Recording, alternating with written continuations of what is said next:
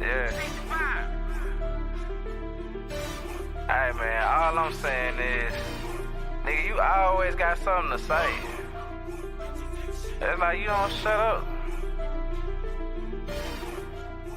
On the track. A lot of niggas died 1865. Single Michael fled high, we ain't gon' let it ride. Everybody hollering black was never on your side. They do maps to tell your apps where you sleep at night. They put that white man on. Got you begging them for answers like that white man know. Had you swearing you was African, that's that white man home. Had you proud to be a savage, that's that white man zone. And I ain't talking shit, this by definition. And being savage was our nature, y'all be non-existent. We done took your ass out when we was in them kitchens. Instead of showing you how to live and how to maintain business. White supremacy fake. Only way that shit real is if you do what they say. Suave on the track.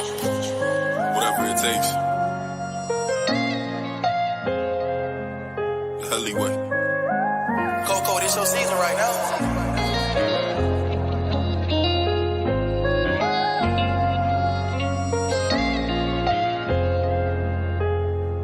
They won't see me.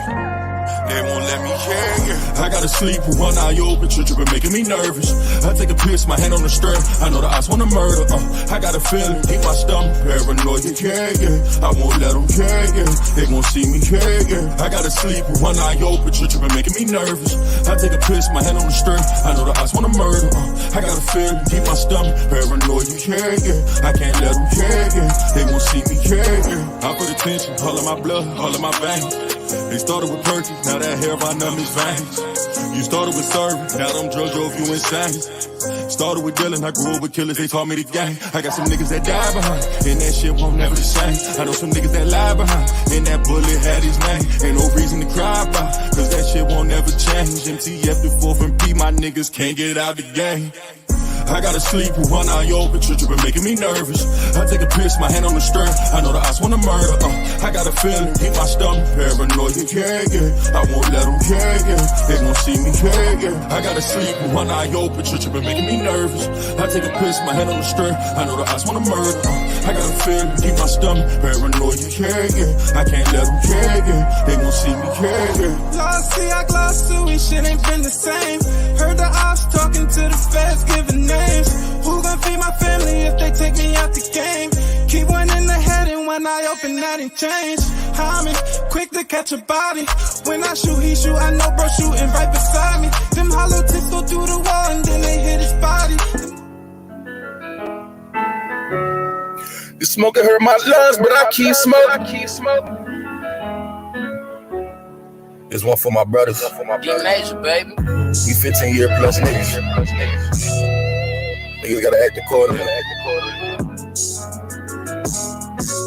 Whatever it takes. This smoking hurt my lungs, but I keep smoking. And my brother Jay was here, he tell me keep going. I can't feel my family, can't leave the streets knowing that I gave my all, ain't have shit, now I want it gone. Opposition want my life, I gotta keep towing. On different shit than last year, I gotta keep growing. Too many niggas in the cell and now they gone is home. I saw my brothers with that yeah, they had it snowing. I seen them pull up with that. I ain't going. If I'm sending shots back, I know my brother's throwing. Feed the streets and teach the youth, a youngest had to show. Before I let them kill my son, nigga, I'ma blow. Before I let them kill my brothers, sisters, I'ma blow. I met a plug out in Cali, we had it growing. FedEx the package, we on rapping shit, we had it booming. My young niggas killing Ubers, I'm a paranoia. I wish it never what it was, that's how it unfold. They sneak this and that, my nigga, for the turmoil. First time they heard my flow, they said we struck oil. 15 years through the mud, shit, we still loyal. My heart is cold as ice, but my blood is still boiling.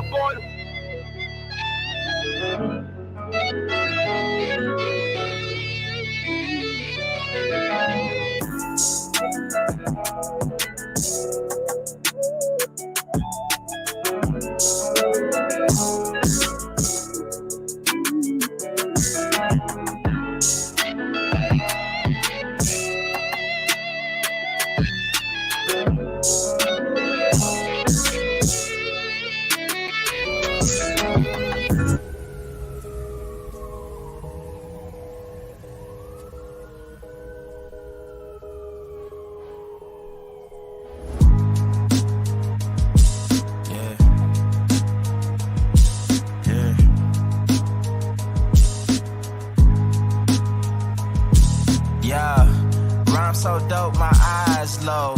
When you move like God, the time slow. I came back for the blacks and John Doe's. Crack open them land patents, let go of them townhomes. What's a native to a native? He $5 dough if he not melanated. Pale faces got you waiting on a savior. Sending prayers up, he texting back on vacation. Yeah, God's children. Give all your praise to Jesus, but how God feeling? He say put no one before him in divine image. It's true with God of Christians. I got a vision, but niggas ain't gotta listen, so they don't. We came from the soil, wasn't fucking with no boats. Bible took our spirit, English plotted on our homes. Tribal families turn on us, don't act like y'all don't know. But fuck them and they grudges. We was something turned to nothing. And now we nothing's turned to somethings. Reincarnation of ancients, fresh up out the oven. This the message to the black man. This the message to the black man. This the message to the black man. This the message to the black man. Shooters on my roof, lawyers in the coop. We can never die, bitch, we bulletproof. This the message to the black man. This the message to the black man. Say you wasn't slaves, you was prisoners of war. You stop wasting your time, these other bitches ain't important.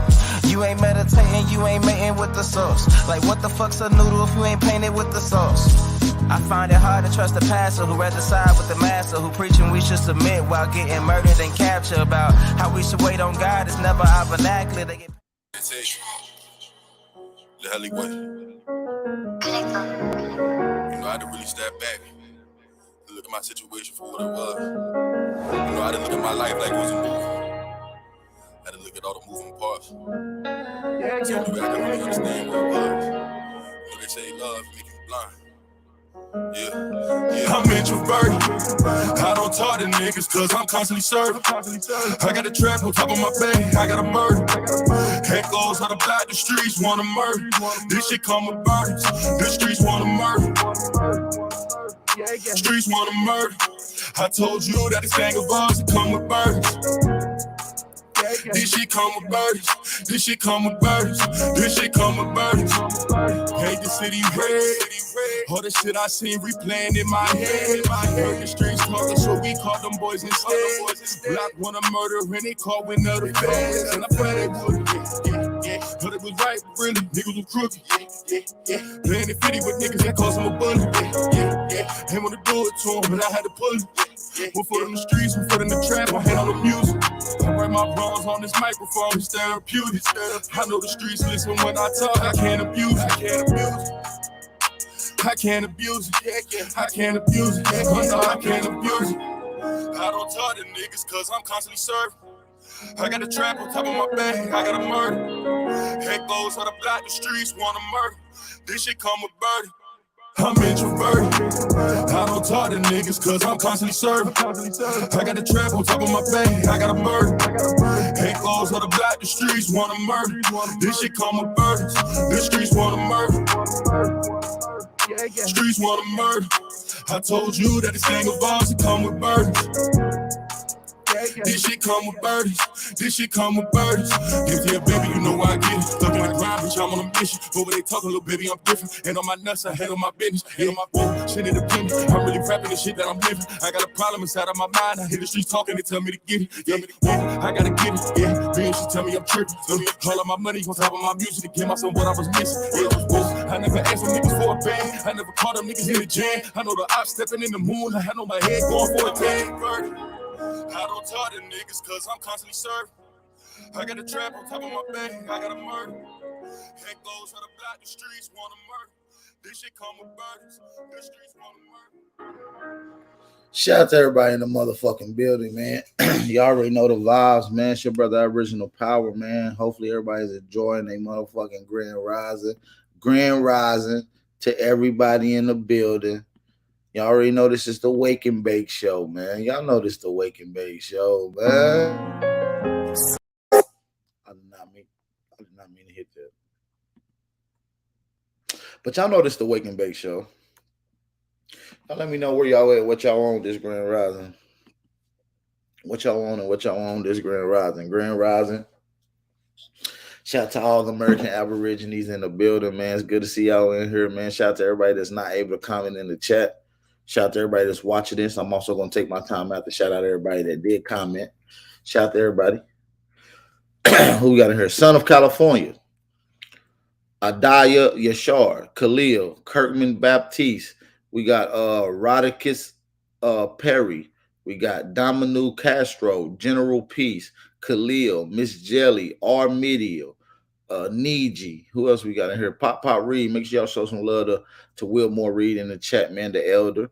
We got Roncavis Young, Enos, Petun, Nublu 4, Marcus Nusetta, Jaguar Cloud, Shamel Thomas, Craig Lloyd, OG Green Machine, Ghetto Child Clinic, J Sammy X Amaru, Boss Akata.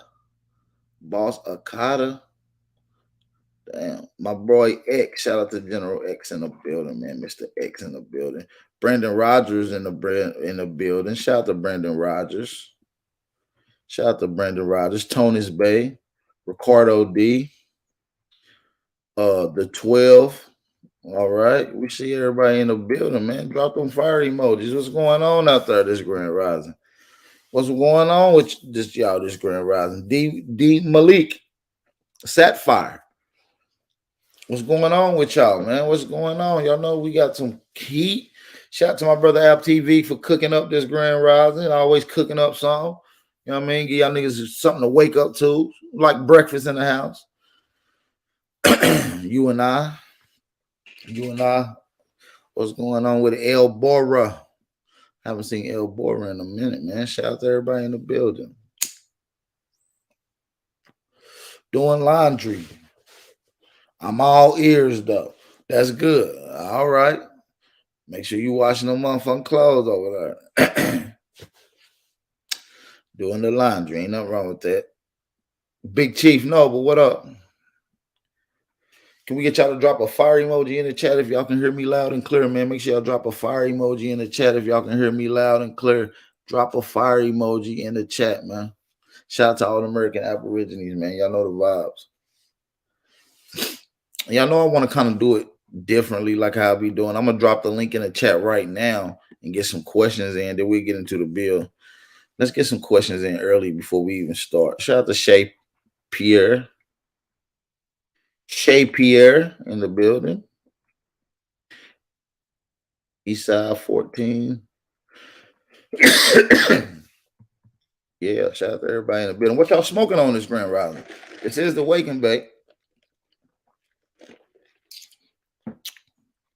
So what are y'all smoking on? Blowing on this alien candy? Because I said alien candy. That shit sounds strong, sir. Sir, give me that alien. Excuse me, sir. Give me that alien. Shout out to my boy Bronze Flat Power in the building, man. What's going on with it, Bronze? When you gonna invite me over there to an episode of Triggers? Y'all know I could trigger a motherfucker in a heartbeat, right? When y'all gonna Bronze Flat Power, when you gonna invite me over to an episode of Triggers? Somebody said garlic kush. I'm cool on the garlic, fam. That shit sound crazy. Black Runts.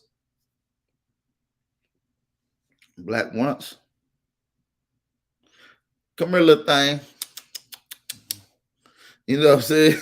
Straight up. Oh, the black cherry Runts, the black cherry gelato shit. Yeah, that shit smoke. Y'all know what I'm smoking on. We smoking on asteroids. Man. If you ain't following asteroids, make sure you go down there and hit the description box below. The next one I do. I got you, Val. Yeah, Browns, let me know, man. I want to come on as a trigger. I want to trigger some people. Yeah, have it featuring Val. I'm coming through. Just let me know. Send me the link ASAP, nigga. Let me know what time. Cause I know you be going live late. So just let me know. I'll try to be prepared for it. Yeah, man, on me. Confetti, what up? Confetti cake. That sounds good. Confetti cake. That's good. That's good. Y'all stimulated this grand rising, man. Y'all already know, man. We here to wake up the people, man. We here just to teach. You know what I'm saying? I'm not here. I see a lot of my young students, a lot of my children just doing their thing and with their platforms. Shout out to my students and my kids. You know, I got kids out here. Big Bap done raised some of y'all. I'm y'all stepdaddies. You know what I'm saying? You know what I mean? Shout out to some of these new Aborigines that's coming in, man. I'm some of these niggas stepdaddies, man. You see a lot of me in a lot of these niggas, man. You see a lot of me inside a lot of these niggas, man. Especially when I start hearing niggas talk about, because you know, y'all niggas used to always talk about the islands and shit, Jamaica and shit. Y'all know Big Al used to go the opposite way with it. Nigga, what's up with Greenland? Greenland closer than everything. Now everybody want to talk about ancient Greenland. You know what I'm saying? Just pay homage to where y'all got that from. Niggas want to talk about the Franks, the Arcadians, all this shit coming from Canada. Europe, ancient Europe was in Canada. Nigga, don't give credit to where y'all got that from, man. I see a lot of me in y'all, man. And some of y'all being delinquents out here. About to put y'all asses in a corner. Y'all been being disobedient. Y'all want me to put some of y'all asses in a corner? I will snatch y'all asses up, put you in that motherfucking corner all day. Put your nose in the corner. You understand me? We here to elevate the mind of the youth. We're not here to play with nobody. You know what I'm saying? I mean, we're here to get this information. What's over there, bro? I missed that one. What you mean? What's over there? Let me see. There ain't nothing nowhere. Ain't nothing nowhere. Hey, El Bora, we putting them in timeout. And I'm worse than any. Y'all know you ain't doing 20 minutes in the corner. You about to do the whole show in the corner. You gonna sit your motherfucker, put that nose in the corner. You understand me? I don't want to hear none of that.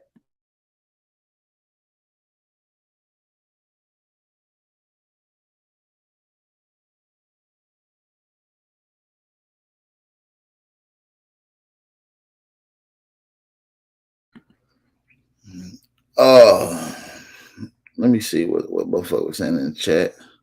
Oh, Keith, you said what's over there, bro? I missed that one. Oh, you talking about Greenland? You talking about Greenland, brother? Oh, it's so much history in Greenland. See, Greenland, you know, Greenland right there connected to Scotland, and the ancient Scots came from Greenland. And ancient Greenland used to be called a mere island, or a Moor island, or a merry island. See, a lot of people don't know that. They done named that shit the Green. It used to be called a merry island. And a lot of Aborigines histories and structures was there.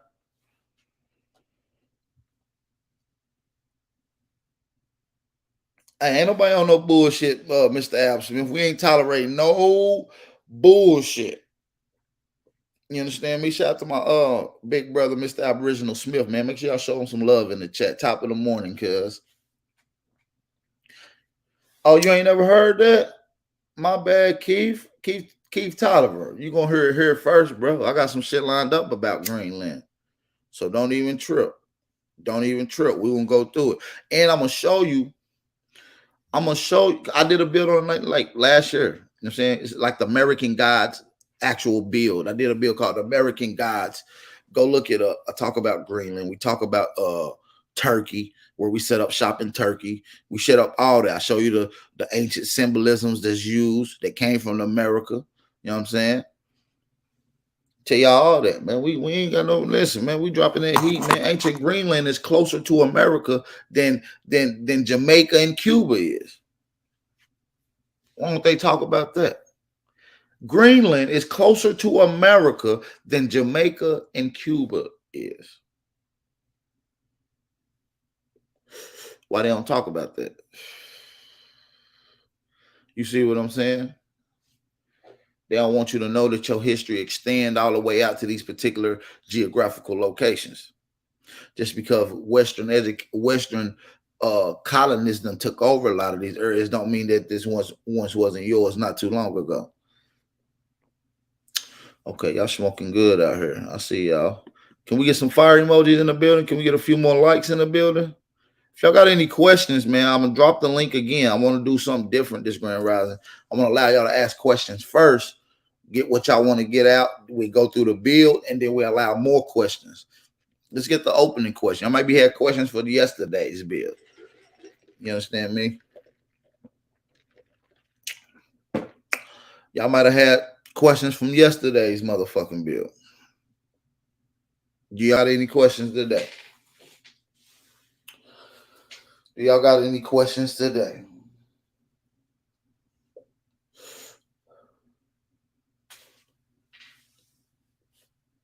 Can somebody speak on my question? What's your question, Carbon? I didn't see it. You know I be busy.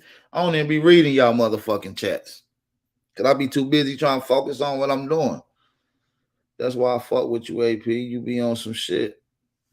Hey, that's what I'm saying. We trying to wake up the people, man. I appreciate you, bro. Shout out to you fuck with Dr. Ali Muhammad. I like Dr. Ali Muhammad. I've been wanting to do a bill with Dr. Ali Muhammad for a while, but his ass so cocky and arrogant. You know what I mean? We know you been around, bro. We know niggas be taking your 10 plates. You a master teacher around here. You know what I mean? You ain't got to be so cocky and arrogant. You know what I'm saying? You ain't got to be so cocky and arrogant. You know what I mean? We fucks with you. I like Dr. Ali Muhammad. He dropped some good ass shit, Jay. He dropped some good ass shit.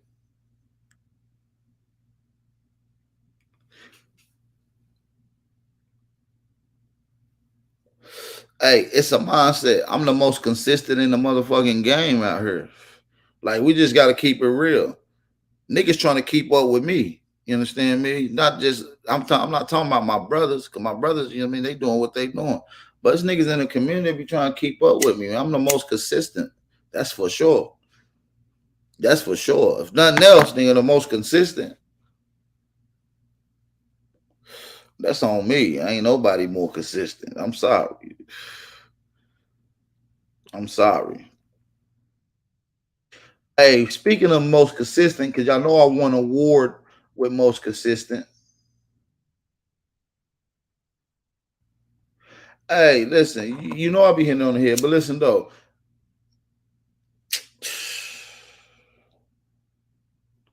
Man, listen, y'all know what's up. Speaking of consistent, y'all remember I got that motherfucking let me see what my man question was. What's Carbon Crown question? Can somebody speak on my question? I need you to do it. Oh man. Y'all know I got most consistent in that award, right? Y'all remember I got an award and that lady fraudulently tried to fraud it. What's her name? What's that lady we ran out this goddamn community for lying? What? Fuck is her name? American yeah. Harris? Thank you, brothers. What? Shout out to you. Not the infamous war show. Hey, I'm here. I ain't even walk all the way up, so I'm here for the secrets of South Carolina. South Carolina motherfucking house, man. Let's get it. We got to get to that in just a second, brother. I'm glad you're here for that. I'm getting everybody woke. This is what we here for. We here for the South Carolina, the Charleston shit. Y'all heard a little bit of it yesterday, so we're gonna kick it out. What's some questions you got from yesterday's bill dealing with? Hey, I'm getting fighting too, because like that's where my people at, but Savannah, that's just where them pirates was. So you know what I'm saying? The pirates was in Savannah and Charleston. You know what I'm saying? One and the same, but nah, I'm just here to see what's up. You know what I'm saying? I'm gonna chill. You know what I'm saying? I'm gonna be on my best behavior because it's South Carolina. I'm gonna go back in the cut and chill, but you know what I'm saying? I just want to come up here and not look in the bushes. That's facts. You know what I'm saying? I appreciate you. You're gonna enjoy this bill. Hopefully, I'm pretty guaranteed you're gonna enjoy this one. All right, at least we're gonna raise some provocative thoughts to get you to start doing some other shit. You feel what I'm saying? While we looking at that area, you feel what I'm saying? Yeah. It's all love, man. Let's get it.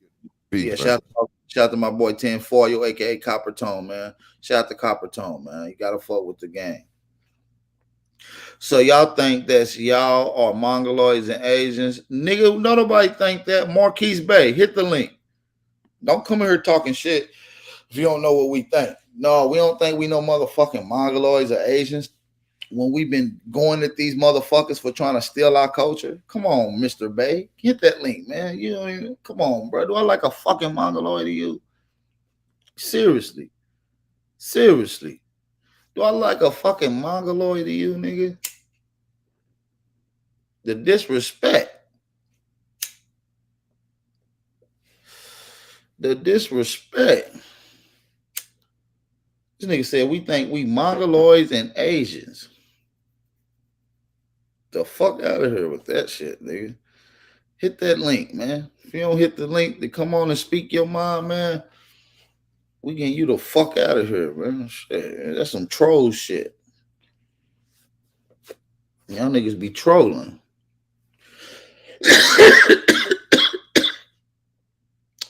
You niggas be trolling. Just like Cyrus Seti. Y'all niggas, shit. Marquise Bay, let me find out you think you a comedic custodian. You a comedic Moor. Nigga think you a comedic Moor. What up, Scooter? Scooter, what up, though? Got a childhood homie in the chat. We go back years ago. Man, what's going on, Scooter? Make sure y'all show some love to my brother Scooter in the chat, man. He doesn't realize he just said who they actually are. That's what I'm saying. Mongoloids are Asians. The fuck? He think he's an African. He got to. He's a comedic Moor. This nigga is the custodian of Egypt. Nigga, you know, you're not no goddamn comedic Moor, man. Let it go. Yo, AP, you know Dr. Ali Muhammad started an Aboriginal government. Yeah, I'm very familiar with Orna. I'm very familiar with what Dr. Ali Muhammad got going on. I'm very, you know what I mean? I ain't got nothing but love to say. I just said he's cool. I would love to do a bill with him. He just arrogant as hell. You already know. Nigga just arrogant as hell. Most of these niggas, man, like I like a Dr. Ali Muhammad. He do good builds, man. He do great builds. You do great builds. I would love to do a collab with him to go into some of this OMEC or what we call she or what I call the key culture. You know, me doing my research, people say the XI make a she sound, right? Well, if anybody know anything about Nahuatl language, which only a few people speak Nahuatl language, you got the Basque people in France, and then you got some of the Minoan culture, and all of them uses the XI, the YXZ, you know, the language, encoded language that you see within Nahuatl, and the XI make a k sound, make a k, it make a k sound. So it's the key people. Okay, I just want to brush y'all up on that. That's just some linguistic research that we done did. Shout out to Ali Muhammad. I don't, you know what I mean? He call him the she, we call him the key. According to the language and how you would say the language, the XI make a key sound, all right? He is, though. We got to submit powwow in Atlanta. Yeah, I know. I'm supposed to be going to it. Shout out to my boy. Shout out to my boy, Job Briggs. I think he invited me down to the powwow. Hey, P, you changing the mindset out here. You got us in school. Shout out to Love Moves, because I appreciate the energy, man. We appreciate the love, sis. Make sure you support the channel. We ain't had nobody support the channel yet. Make sure y'all support the channel. Cash Out, PayPal, information at the bottom of the screen. What's going on, brother? We got a good brother on here. What's going on? What's up, big dog? This is my first time on this page, and I was just going through seeing what's going on, and I seen that it was Aboriginal, and I was just asking, is this a page? And I wanted to know, how could y'all be Aboriginal without mentioning the Moors? Well, we can simply use Aboriginal without mentioning the Moors, but we often like to give credit to some of the Moors that brought some of this information out. Shout out to Yafa Bay. Shout out to Taj. Shout out to Hakeem. You understand me? So we give the credits to where we first heard these whispers through. We just take it and we run with it. You know what I'm saying? We're supposed to elevate the game. You see what I'm saying? And what we do is we dive into lineage, we dive into genealogy, we dive into historical narratives, and we start challenging the narrative. Once we catch one lie, we catch two lies, we catch three lies. Now we know pretty much everything is a lie. Now we got to challenge all the narratives. You see what I'm saying? So that's what we do over here on Big Aboriginal Power platform, man. Shout out to everybody. It probably was a misunderstanding or whatever. I have said it's the Moorish page, and somebody came on y'all little feed, whatever, and said that hell no, we ain't Moorish. And had no, I don't claim to be a Moor, but I claim to be Aboriginal. You know, and I'm not arguing with any of the terms that we use to describe ourselves. You see what I'm saying? Often these terms was put on us by some other people. You see what I'm saying? Most of the time, these words don't go back in origin, but some of these words do. You see what I'm saying? Some of these words do have an origin. So looking at us being from Ameri or America, okay, I understand that I'm an American first. You understand me? That's my nationality. I'm an American, and I'm American by definition. Say no more. You know. I feel you. I guess it was just a misunderstanding. Had to get on. No, I'm don't be on no what it's called. What's your name in the chat, brother? Marquise Bay. Marquise Bay. All right, that's you. I was waiting on you to come up anyway. Shout out to you, brother Marquise Bay. Make sure y'all show some love to Marquise in the chat, man. He just misunderstanding. That's all. He here for the knowledge. He knew. He don't know. You understand me? Well, that's what we here for. Shout out to you, though. You got any more questions? You know, you're more than welcome. No, I don't got nothing else. I just had to see what was going on. That was it. Yeah, this is a good channel, man. We get into the history, man. We don't just be talking that bullshit. We talk about how we the gods, man. We created mathematics, man. 0 to 9, the science of masonry. You understand me?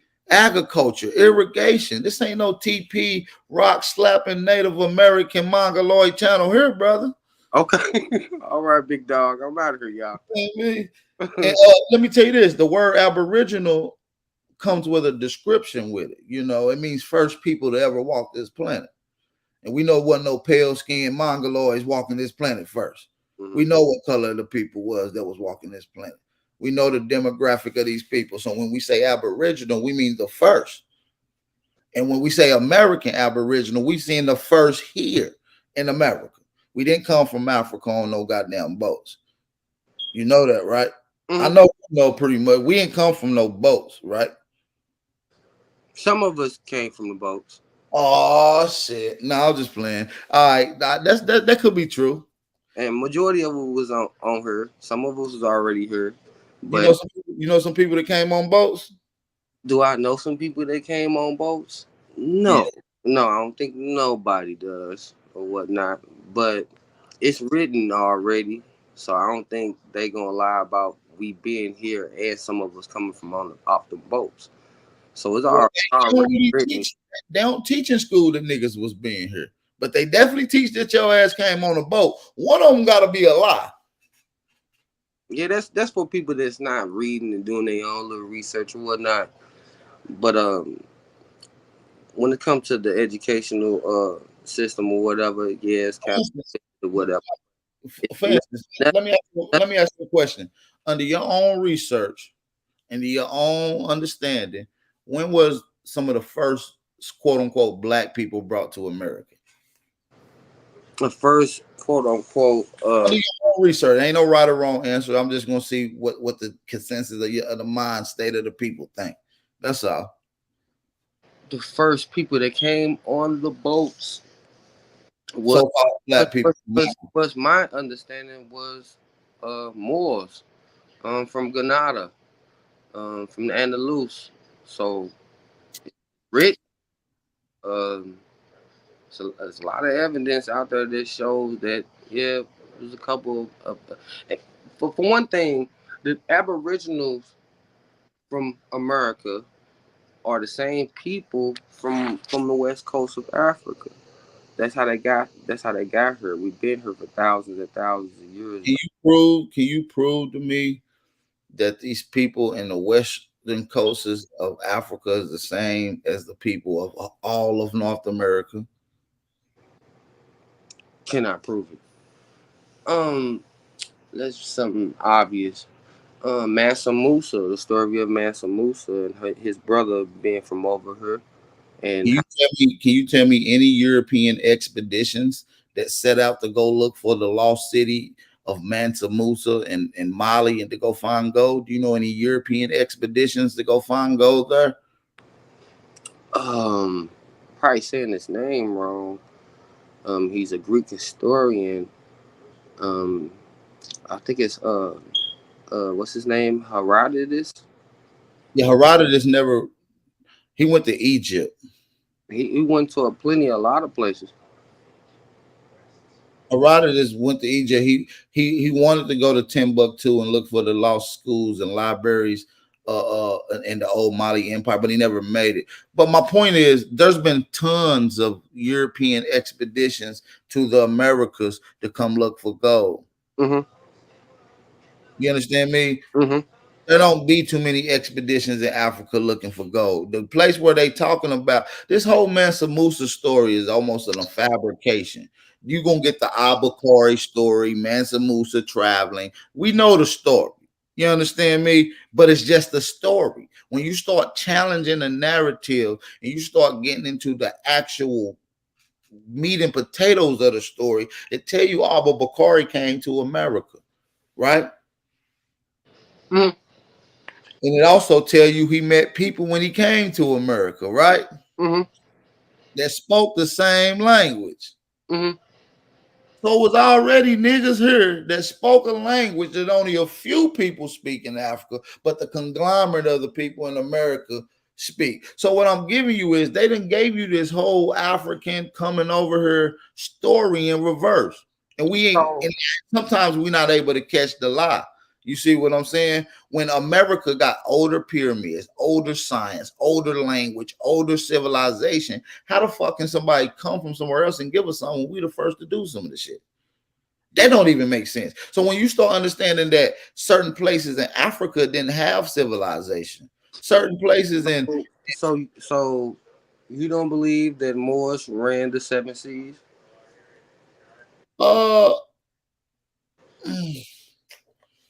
Well, when we say Moors, let's just say that the word Moor means black people. It means niggas. No, it does not. And that's what it means. It means niggas. It means light. It means what? A light. A light. Light.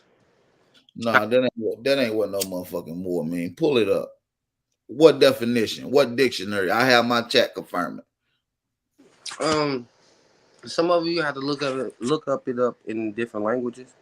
Nigga, we speaking English. I know we speaking English, but we all have an internet too that we can translate all type of words. What language does Moor means light in? What language is this?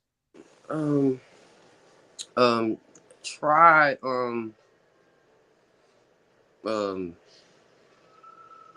try Phoenician or Akkadian. Man, when you say Phoenician, you talking about ancient languages. And Phoenicians was known to be copycatters. When you say Arcadia, we're talking about ancient Canada. See, we got to understand who the Franks and the ancient French is, who the Arcadian and Arcadia, where's these places at? You won't find these on no old maps in the Eastern Hemisphere, brother. You just hearing the story. Go look at the old maps and see where these places is, and then come back and talk to me. You're gonna have a whole different outlook on it. It's gonna blow your mind.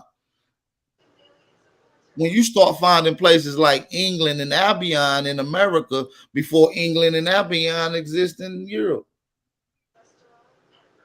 When you start finding that Amsterdam was New York and York was Amsterdam, like it's gonna fuck you up. If they didn't gave you the switcheroonie, brother, they done did the switcheroonie on us. And then they done stick you with a set of guidelines. First, they put you in box education, right? And then they know as the creative nigga mind you are, you're gonna step out of it. But they created the place for you to step out into. That rug gonna lead you into some more bullshit. You see what I'm saying? So we got to learn how to go against the grain. Everything that they have taught us has been in reverse. Simple. Exactly. But I don't think y'all on Guess what? I can show definitions of more meaning black right now.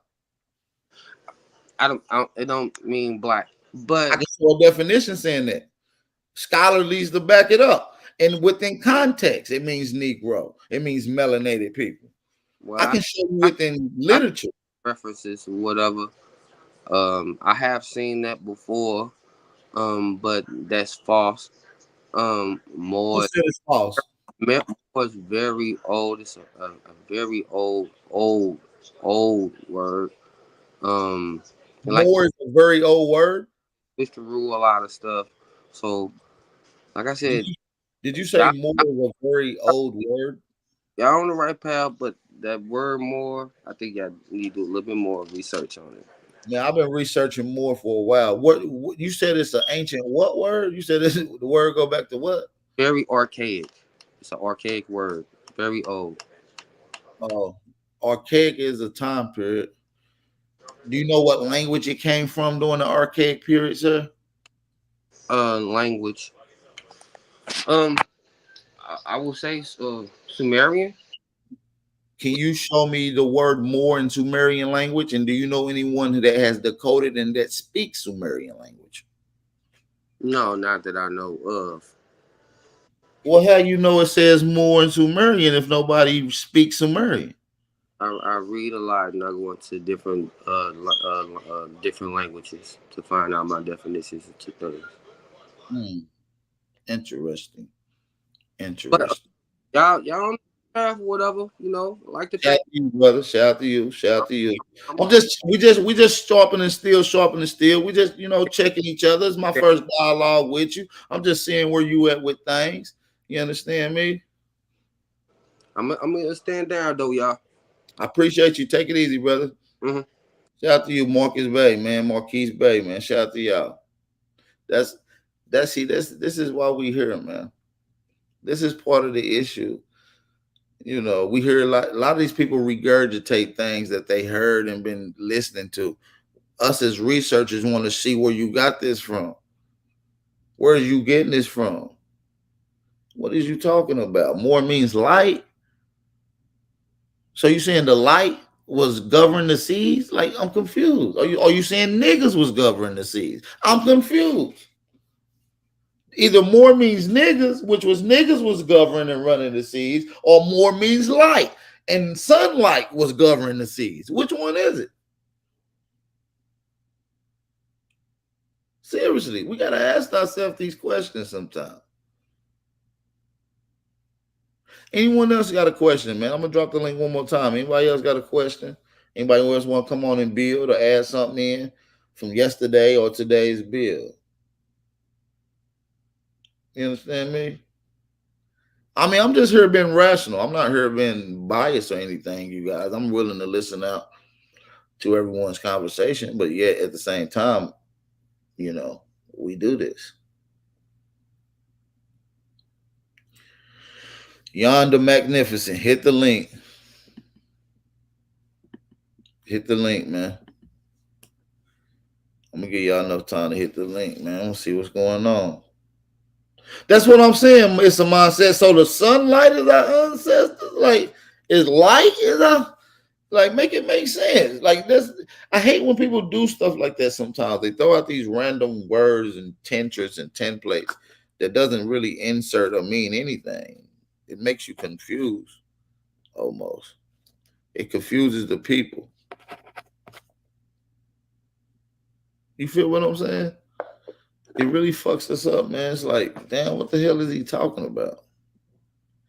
I mean, because I know where he's coming from. All right, here, more, boom, his name, Babe, boom. Who are you studying up under? Are you studying up under these fucking Sabir Bays and these goddamn Canaan Moors and shit?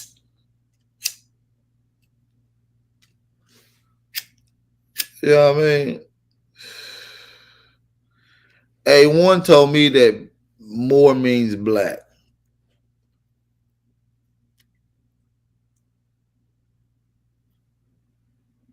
Moor means black. And if Moor means black, then black, that means, I mean, it's common sense. We know we're not talking about black people. We're using it in a colloquial sense now. So historically, the word Moor would have been referred to royalty Negroes, Negroes of upper echelon. And often it would have changed not just to mean not often it would have mean something else. It would have became an officer of the court. And before that, it would have been someone who is a part of a government. See, this name Moor was applied to different military, royalty, different things in history. It done changed. You got to realize they on the losing end of the stick.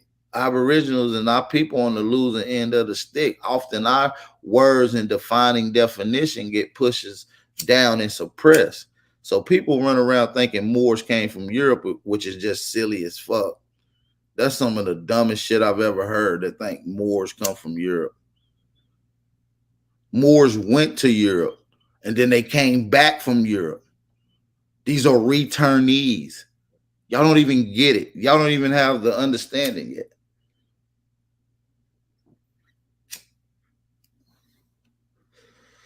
You feel what I'm saying? A lot of people attack Moor and don't have their understanding on Moor because they don't have no understanding of nothing. They don't understand what really went on.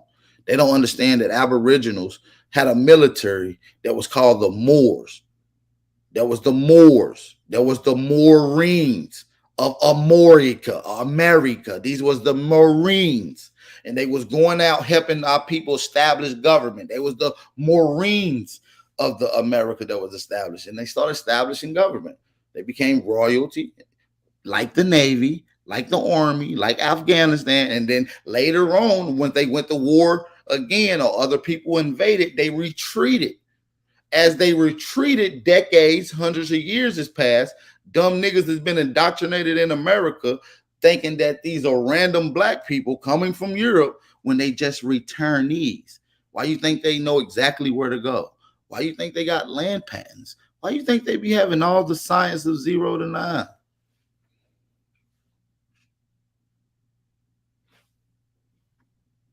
We got to understand it's a lot more to this. You are the American gods. A lot of these foreigners that's coming over here taken away from you is just places where you went and established. Think about it. You got Spanish and Europeans coming over here. That's a place that niggas went and established. You got Africans coming over here pillaging off of American. That's a place that we established. We went to motherfucking Arab, Mesopotamia, the book of Gilgamesh and Sumeria. We got these people coming over here trying to establish. We settled East India, right? We know Buddha mama name is Maya. That's America. We established that now, and these people coming. These are just our lost children that we established. These are just pieces of crumbs that we have transpired in these particular areas from being American gods and being able to travel and establishing government all around the world. All right. When government was not being able to be established even up into recent times, guess who they had to come get to establish government? Niggas from America, Sierra Leone, Cameroon, Liberia, all established by black Americans. And you wondering why these people coming over acting like they your peoples and trying to pillage up under you. These are your lost stepkids. That's what I'm trying to tell y'all, man. This shit is more than just some random shit by chance, man. We really out here trying to crack the code, man. Y'all playing argument games when we over here trying to understand that they done took your same system, names and all, and now you thinking that these people are just some random people.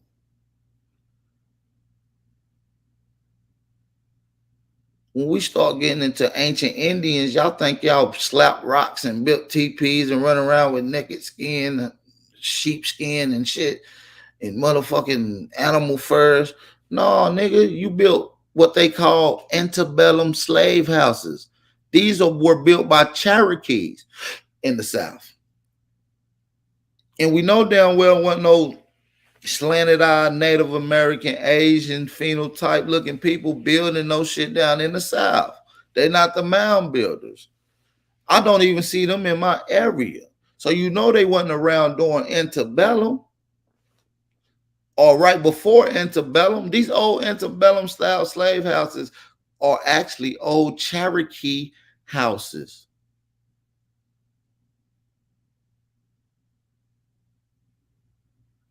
Y'all niggas, man,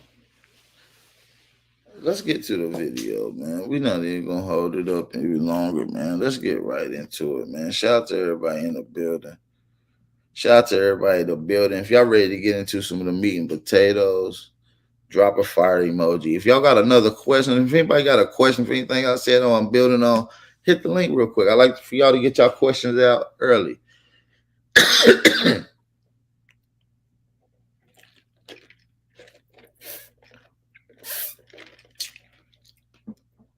Rod Hayes, cool. Rod Hayes be saying some crazy shit sometimes. Like Tupac and Tookie Williams still alive and walking around in LA. Like, that's crazy to me. Not even gonna lie. Shout out to Rod Hayes, but that's wild.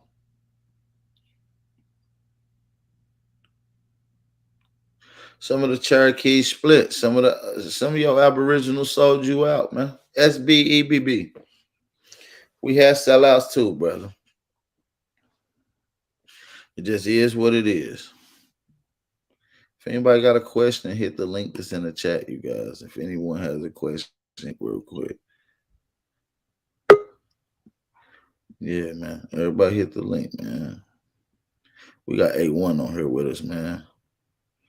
We got A1 on here with us. We ready to get it cracking.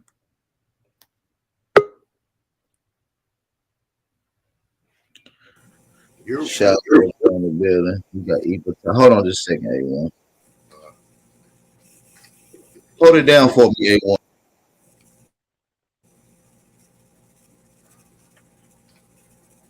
Peace, bro. What's good, man?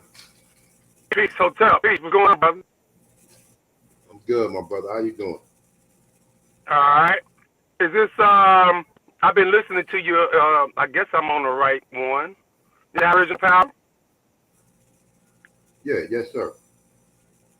Okay, yeah, I was just listening to you when you were saying more don't mean black, well, it means black, and you was asking a couple of questions, and then you had said a statement, I think it was you, that said that, I think the last brother that called, he had said something about, you had said something about, well, I hope you're studying in the Siberian bays and this and this stuff like that. With all humbleness, my brother. Now, I'm not taking up for nobody, but have you been overseas to study or anything like that? You asking me or you asking I have power? But I can tell you for me now, I haven't been overseas. For what? I mean, and now my question is to you is, why am I going overseas? Why should you go overseas? That's the question. No, go ahead. I mean, yeah, that's what I'm asking you. Go ahead, elaborate on that. Well, it's, it's a lot of a plethora of things to go overseas. It'll be kind of biased to say that something is like something. It's just like if a person is trying to analyze a Australian or a New Zealand brother trying to say, yeah, this is how it is over in America, but they never step foot in America. You don't think that sounds kind of ironic? Yeah, but see, our whole view is this, right? We're home. We're home, okay? We're home. We are American Aborigines. So I don't have more science or more history from what we know. Most people believe it happened. It started in Europe, but no, it started in the Americas. So I don't. Besides the image, what? Okay, I'm gonna ask you something, brother. Do the people of Morocco, the actual kingdom of Morocco, over in Africa, do they call themselves Moors? I mean, I mean, they recognize the existence, some of them, but no, they don't call themselves that. They call themselves Moroccans. Absolutely right. So Moors, that was actually, you from my studying, and you can find this on the hieroglyphs. Matter of fact, Freeman L. taught about this years ago, and glyphs of Moors and other ancient Phoenician Vedic writings up in Turkey, all throughout North Africa and South Africa. It's not just a Northern Africa thing. In the Kush Valley, and over in India, and the Micronesian. And nobody talks about the trade in the empire of Micronesia and that reached all the way to the Philippines. As far as that, the people talk about all that. Are the Moors. You know what I'm saying? All that. We talk about the connections. The America was the centralization for most of these trade places.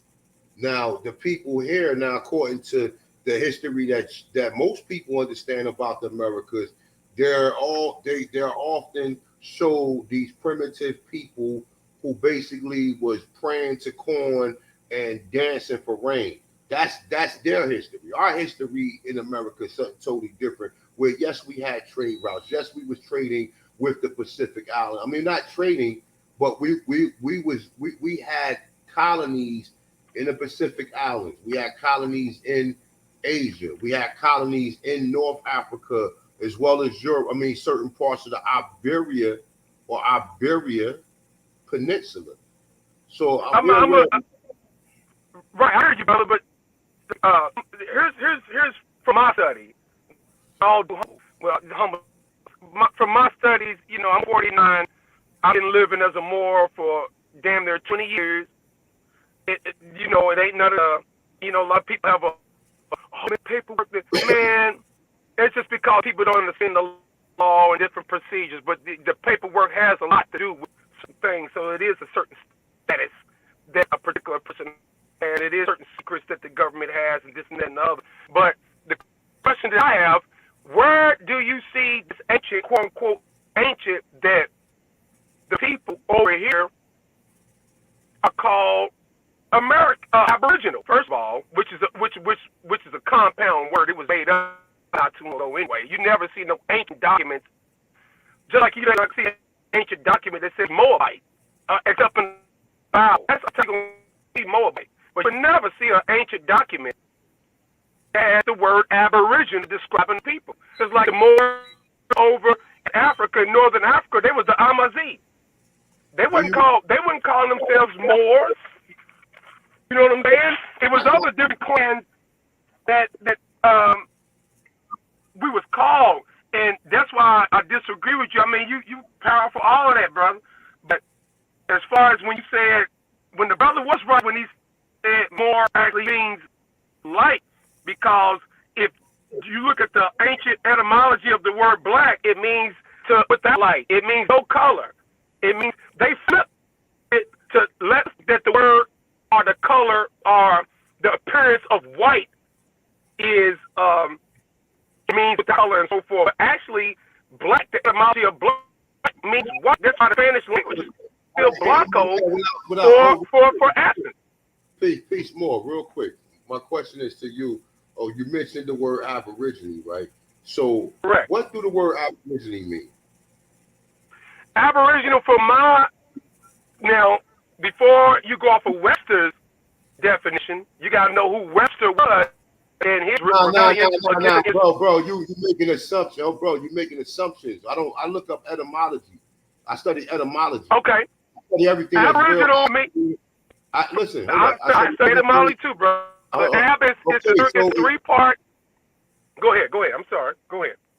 Tell me what the etymology definition of the word Aborigine is. Just in one sentence, bro. Not without no conjunction or assumptions. Tell me what the word means that we can go and find it. What does the word Aborigine mean?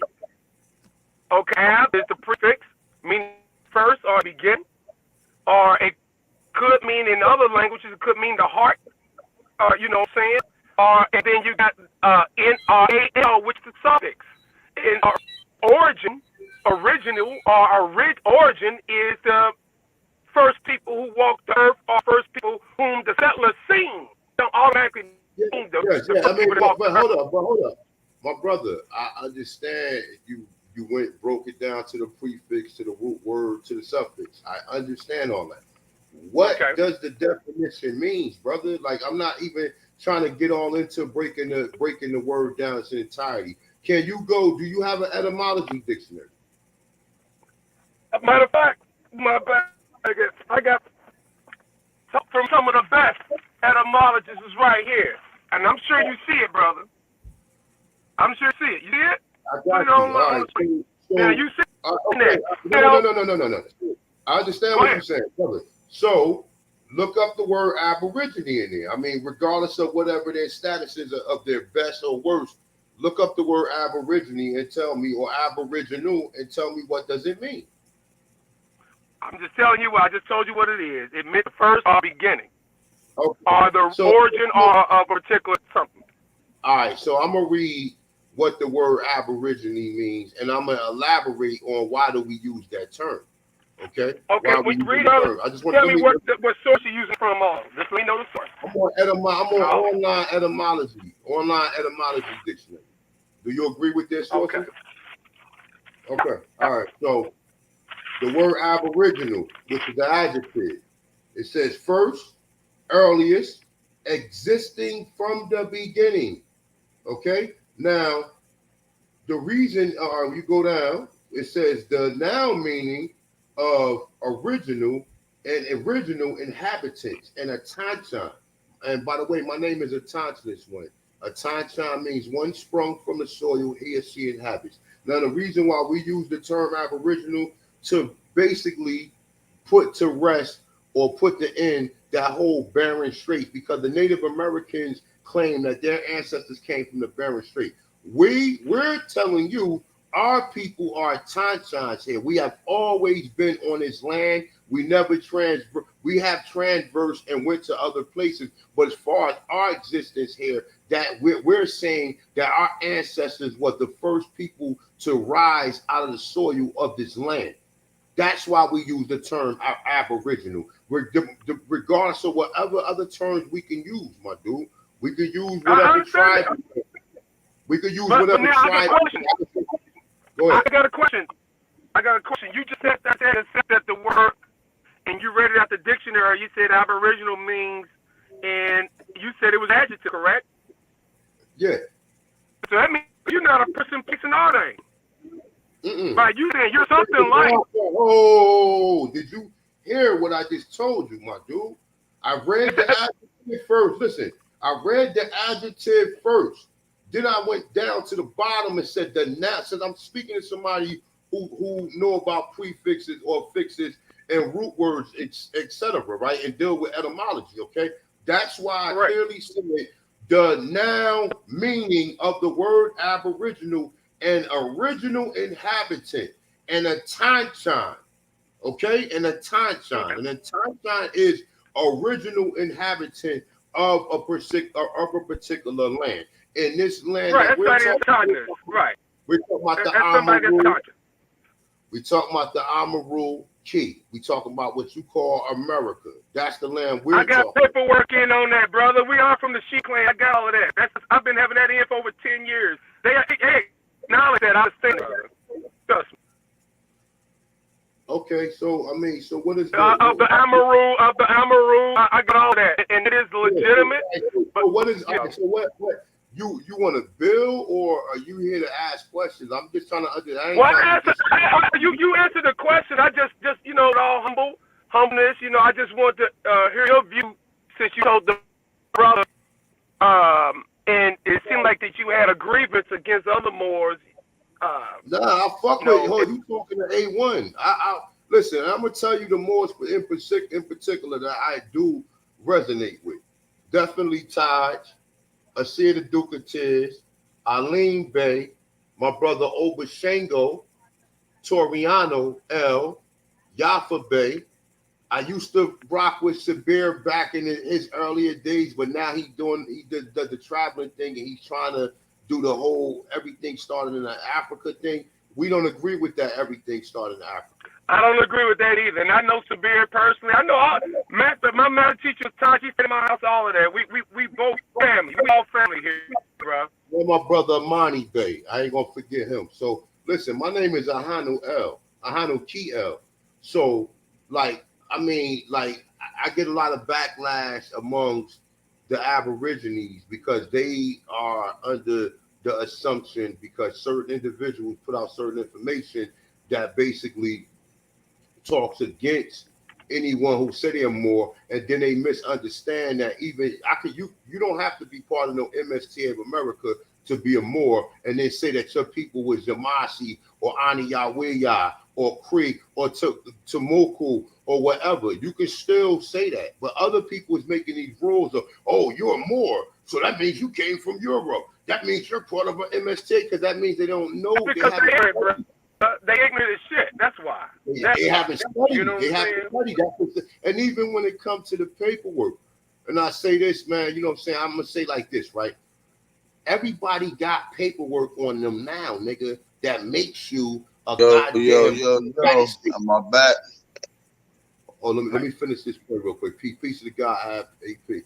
Look, everybody got paperwork stating that you are an employee of a fucking foreign corporation, which is the United States. And everybody forgets that part. Oh, I have a social, I have a birth certificate. And then everybody's kind of straddling the fence. Oh, should I return? If I return it, then what if I need to do this? When nigga told me yesterday, the reason he's still a United States citizen, because if he was a national, then he wouldn't be able to vote. Vote for who? Vote for diddly D or diddly dum. Who is you voting for, and who is they representing? They're not. You ain't got your own party of of representatives that basically have your agenda or have your basic understanding on why are we even in this political circus to begin with. You understand what I'm saying? Hey, okay, one last little thing, because I'm about to get ready to go. You might want to, I would love to build even more, brother. I've been there doing this for many years. I just had my 7th child. All of my children have nativity records. I've done the full 9, and I know how to operate without a security number. Nothing in the law says someone 18 and under have to have one. I just had my child yesterday in the hospital, and I know how to operate there without, birth certificate and stuff. Because once you get there, you basically contracting to the state. But I understand all of that. I've been living like this for years. Maybe another time I'll show Bremen. I Hey, real quick before you leave. All that. El Fatah, hold up, wait, real quick. El Fatah, good. El Fatah, peace of God. Look, listen, right? And that even goes for Indians. Everything that you say, right?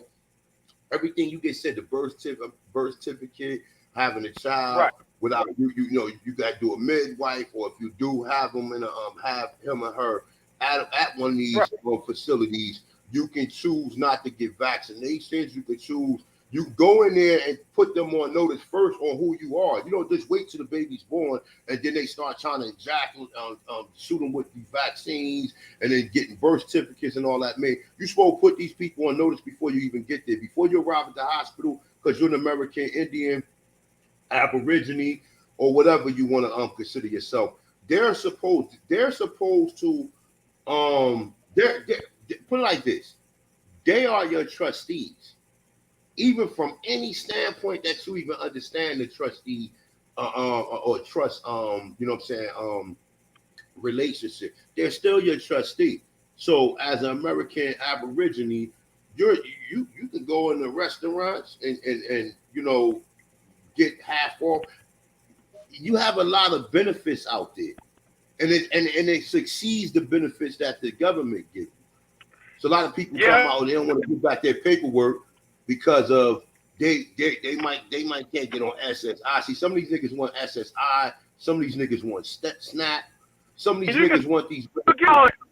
They don't understand. Here's my big thing up is these Caucasians and Europeans per se, they treat us like dogs. You know how you go in the hood and you see certain dogs by the fence and they bark at you going all crazy because they can smell that fear?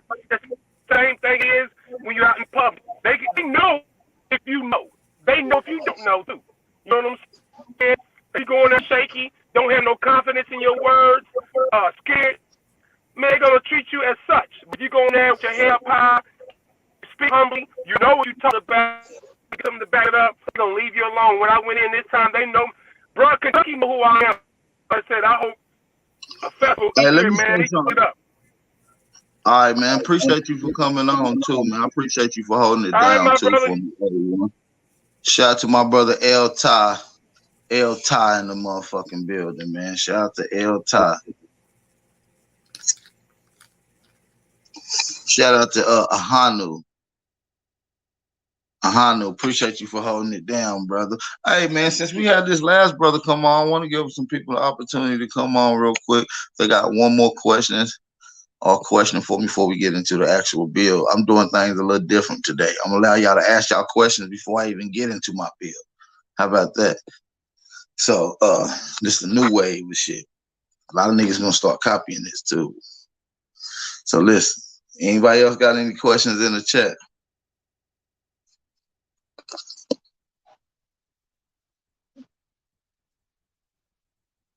No questions? Ain't got no questions? All right, we'll get to it in just a second then. Shout out to everybody in the business. Somebody said, dude, breaking up badly. Yeah, he was breaking up. Shout out to Brother L. All right, let's see if there's any questions from the chat. Hey, y'all drop a fire emoji in the chat if y'all can hear me loud and clear, man. I want to make sure everything clear, crispy on this end. Want to make sure everything clear and crispy on this end. He could have came from Sonetters. He could have came from Sonetters. Certified Sanchi, what up, though?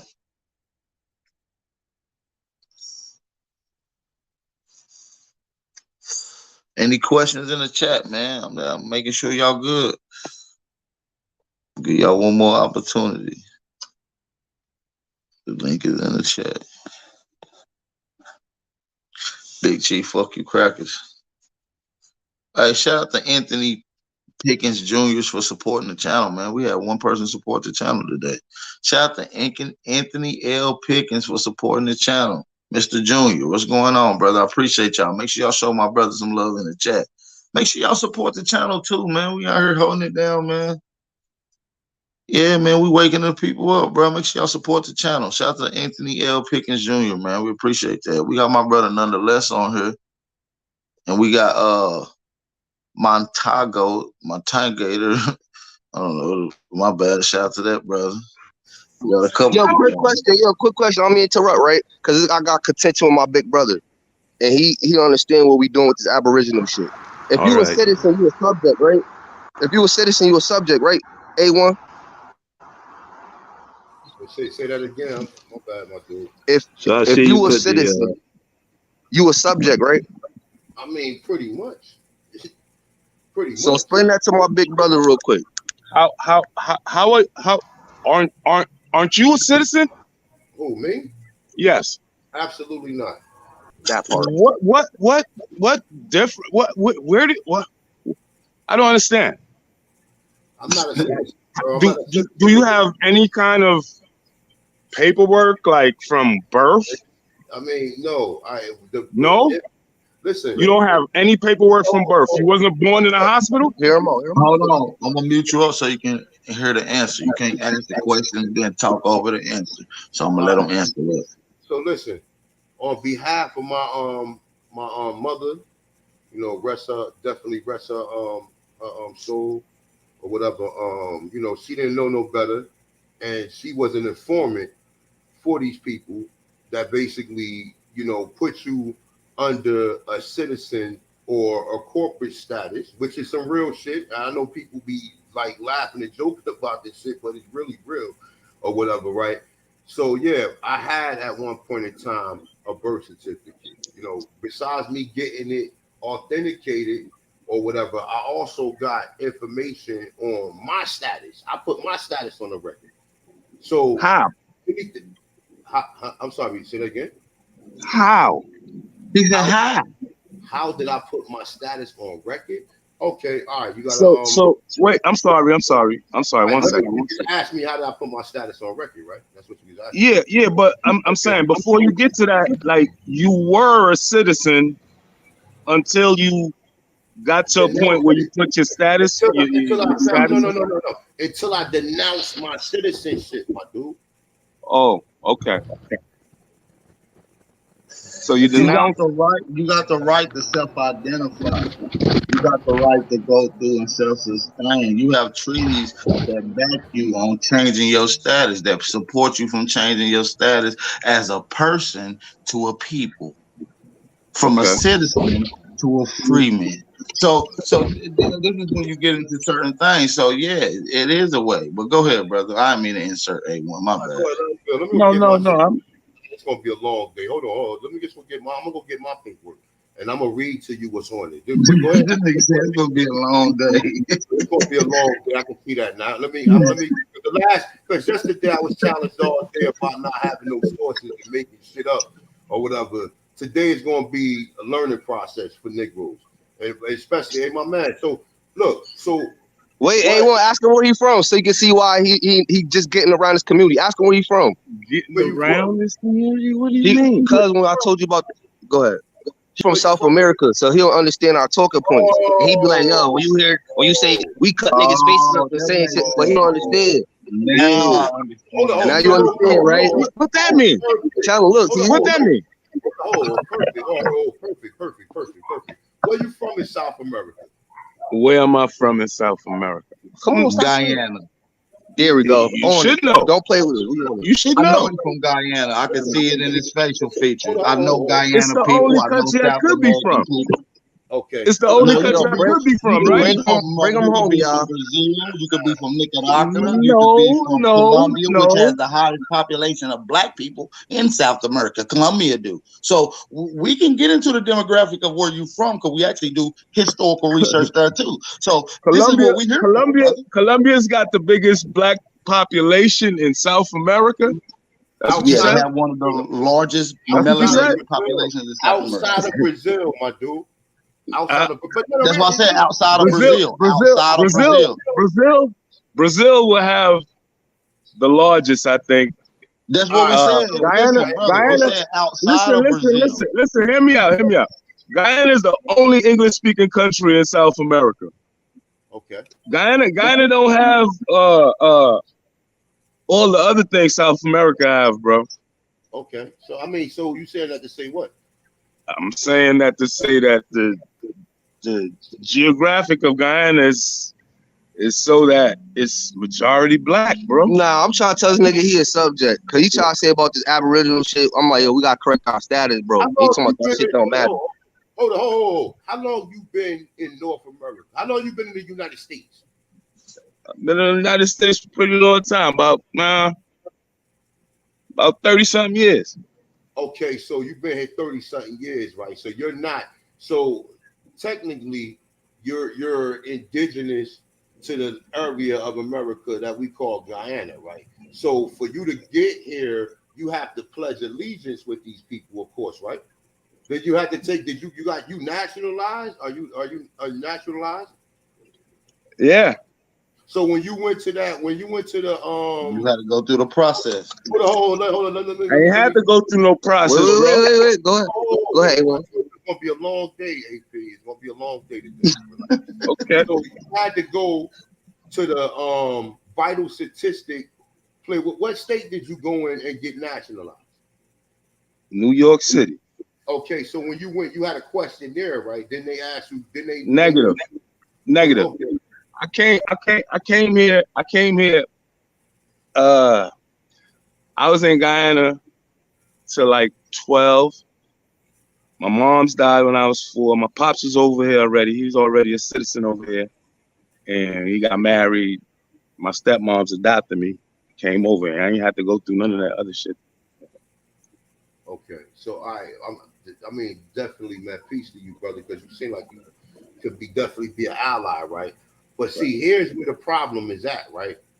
You willingly came over here and signed up to be a United States citizen. So I mean, you could call it willingly, but I really ain't had no choice, dude. Okay, so if you denounce it, guess what happens? If I denounce what? If you do what I just said, how I operate and how I maneuver on my part, my side of the Americas, which is you're going back home. So they're gonna send you out on the first boat moving back to Guyana, my dude. Nah, not me, baby. Yes, you got a contract with them. That's a fact. If that was the case, they would have sent me. They would have sent my ass back. They would have sent my ass back 3 times. I was upstate already, bro. I'm not saying that it has nothing. You're a citizen of this country. Nah, bro. Listen to me. Listen to me. Listen. I'm all right. You go ahead. You are a citizen. Are you a citizen of the United States? Yes or no? Dual citizen. Double subject.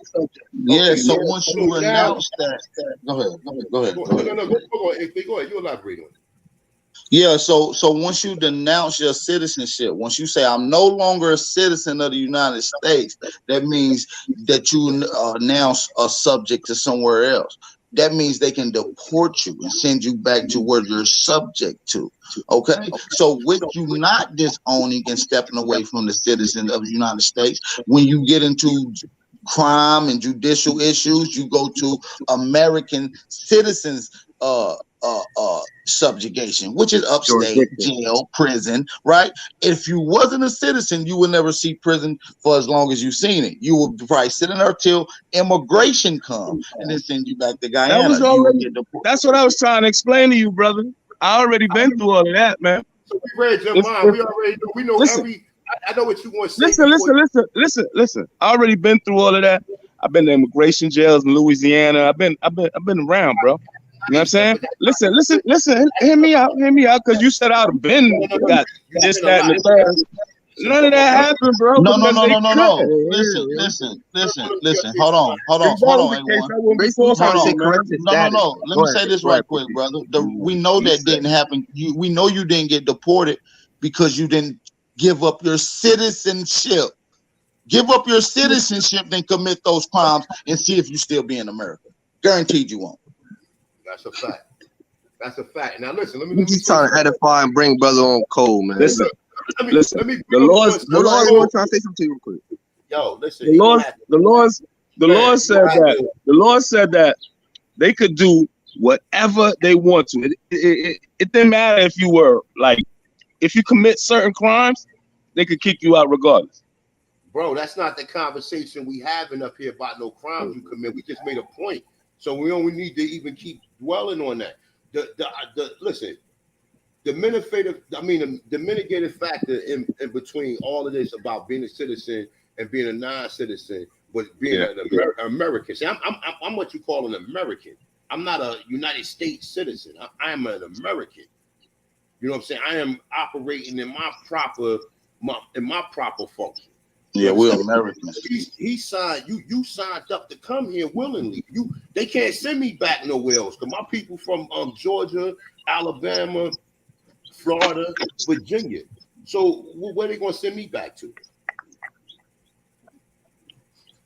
Okay. But let me go get my paperwork because it's gonna be a long day. Hold on for a second. And basically, I was telling him his kids was a ward to the state and shit. And he understood that. He's like, "Them my kids." I was like, "Nah, bro. If she signed that birth certificate, they belong to the state." Yeah, and you're a citizen. So you're listen. First of all, you're classified as a person.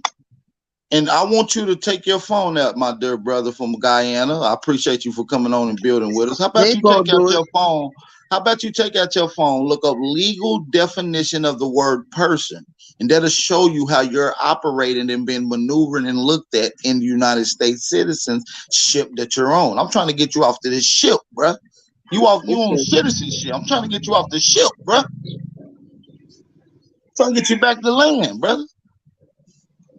Listen, man. I find it hard to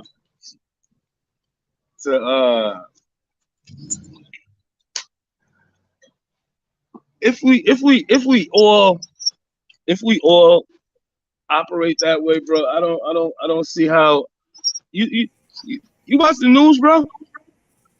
Bro, my dude. The news is propaganda, man. That's psyop. I ain't talking about no regular news. I'm talking about like straight to the facts news, man.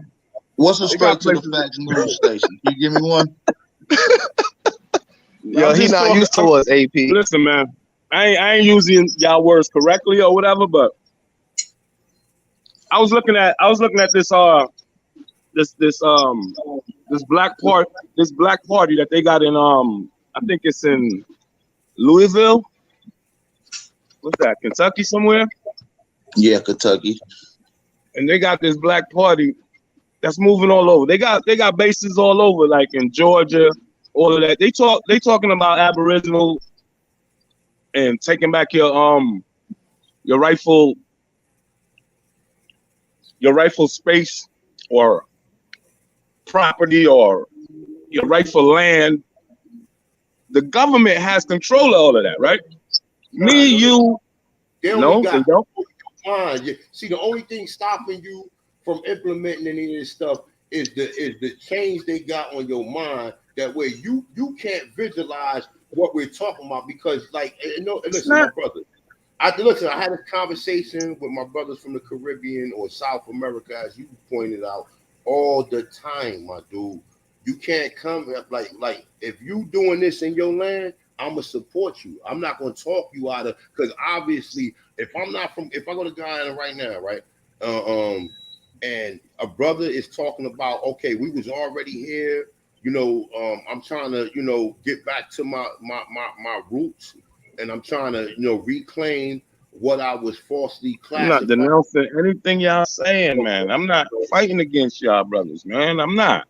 I just want to get a clearer understanding. Ain't nobody stupid. I understand what y'all going after. I understand what y'all saying. Okay. All I'm saying is something, bro. Listen, you're gonna have to relax for me. Just open your ears up and listen. I'm about to read something to you right here, right? Mm-hmm. All right. So basically, this is my information and my genealogy, or parts of my genealogy, that allows me to claim or to be recognized as what they call an American Indian, but I call it an American Aboriginal or American Atanchan, right? Where what does the paper say? Not what do you call it? What did the paper say? The paper say an affidavit of status.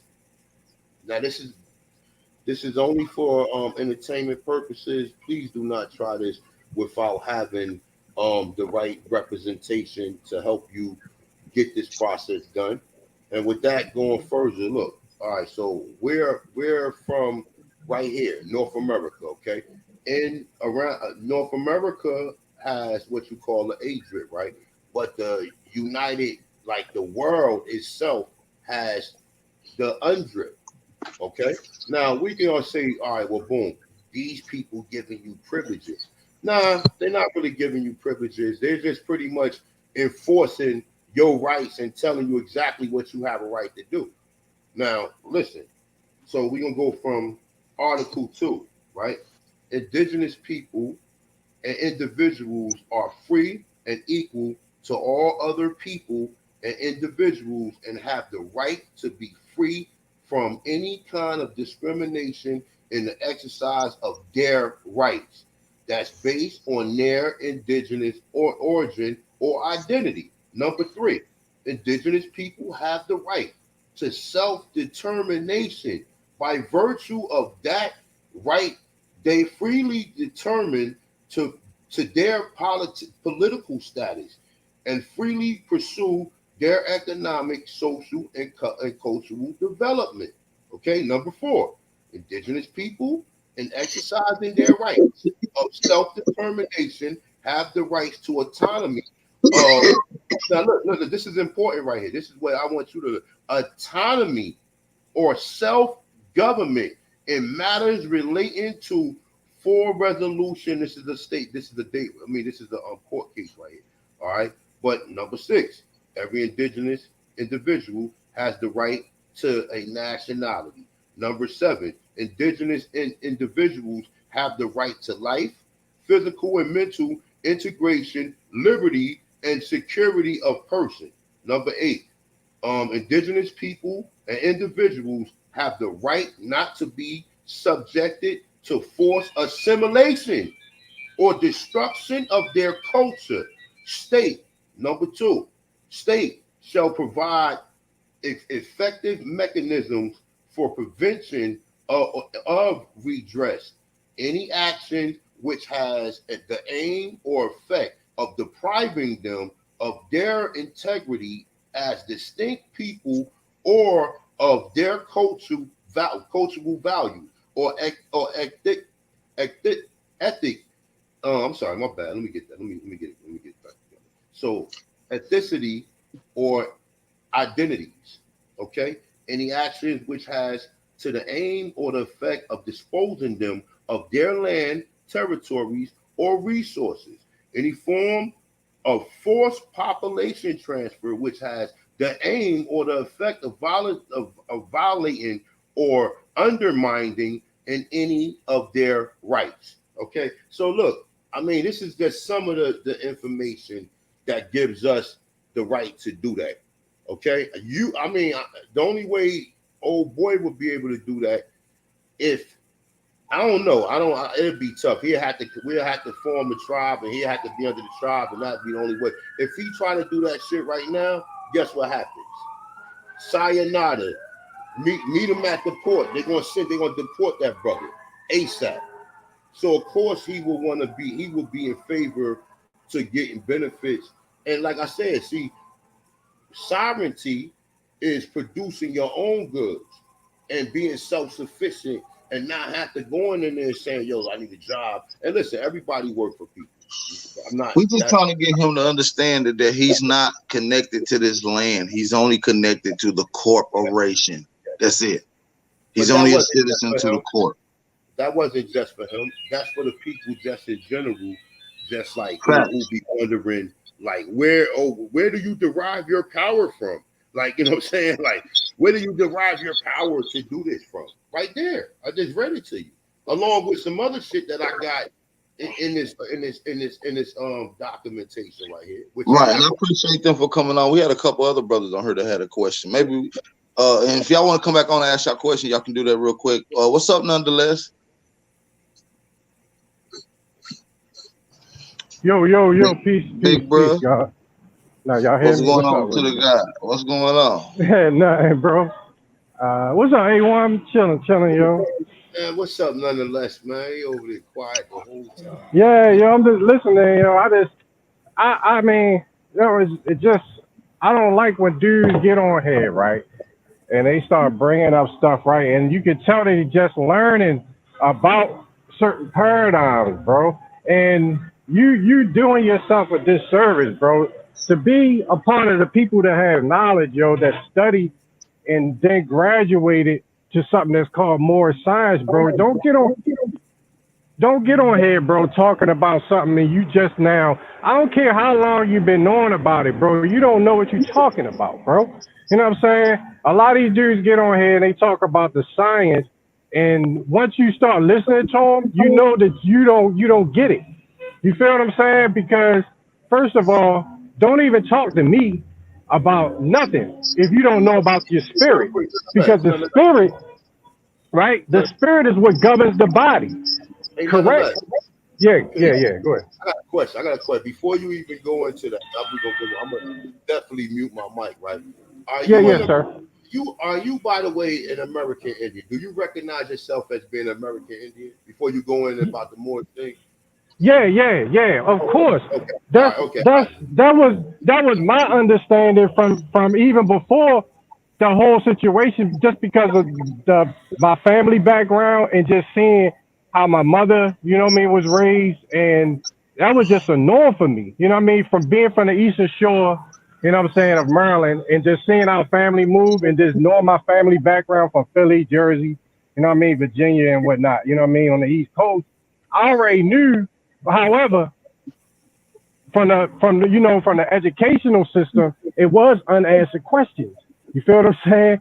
And then when you finally start going into the Aboriginal, you start saying, oh, that's what my family was already here. So what are they talking about with this African shit? But then when you get into the spirituality, that's when you really start to put everything together, bro. and you start understanding what the Moors was saying from the jump street. Because when we broke off, right? Because look, think about this. When you break off from these tribes and you talk about you got chiefs and shit, right? But then you got a certain faction that says, yo, hold up, our chiefs these niggas are selling out, or they don't have, I got more knowledge than these motherfuckers. You feel what I'm saying? So let's find people that think like us, who still understand that we are spiritual beings, number one. Before the tribal, before all that other shit, we are spiritual beings. When your body no longer has that light inside of it, what happens? We put it back in the ground. You feel what I'm saying? So therefore, what's the Lord of the flesh, of the body? It's the spirit. Without your spirit, you have your body falls to the ground. So who's in charge of your flesh, your body? It ain't the United States. It's the spirit, bro. It's the spirit. It ain't your national shit and all that other shit. What governs, what's in charge of your body right now, your lungs, that governs your body, that's in charge is your spirit. So anybody that's hopping on here, not acknowledging that first, you need to shut the fuck up. Period. Because you don't know what you're talking about. Your spirit from God, that's why we say you are the gods. The God of your body is your spirit. And that spirit came from the Creator. That was a gift to you. Hey, nonetheless. Yes. I've heard people represent themselves like not even coming from like an indigenous standpoint, because indigenous standpoint, you gotta challenge status first, right?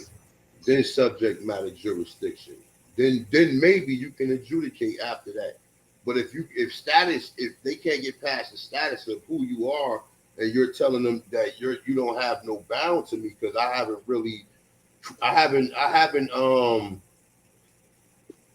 acted in an actual crime.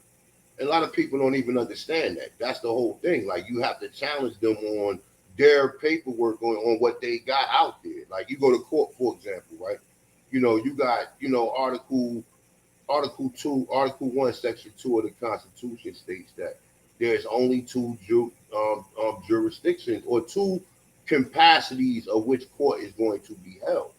That's criminal and that's civil, right? For a crime to exist, right, there must be an injury to an actual person, right, property, or an act of fraud. Them are the only two criminal capacities. Got to be an injured party. Exactly. So, and then it's an injury. Like I said, even somebody gonna take a bat and bust your windshield. Right now, you can call the police on them. You know what I'm saying? You can call, that's an assault on your property. You understand what I'm saying? Anything malicious in the assault of your property or what you own is a crime. You understand what I'm saying? And anybody who swindling or defrauding people out of monetary gains or whatever, that's called fraud. Them are the only two. And even like I said, with all this, the traffic shit, these people, they motherfuckers is right on point with everything they saying with traffic.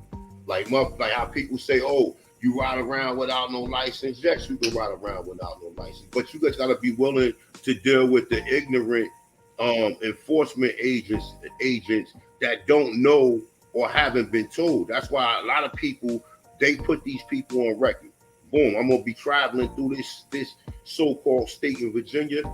I'm forwarding my information to the sheriff department and the few counties that I am gonna be in while I'm proceeding there. People don't want to go through the work to do all that. So that's the reason why people continue to keep their paperwork and to talk about, oh, you're selling paper. Nobody's selling anything. You're gonna need to write something and tell these people, nah, I'm not this no more.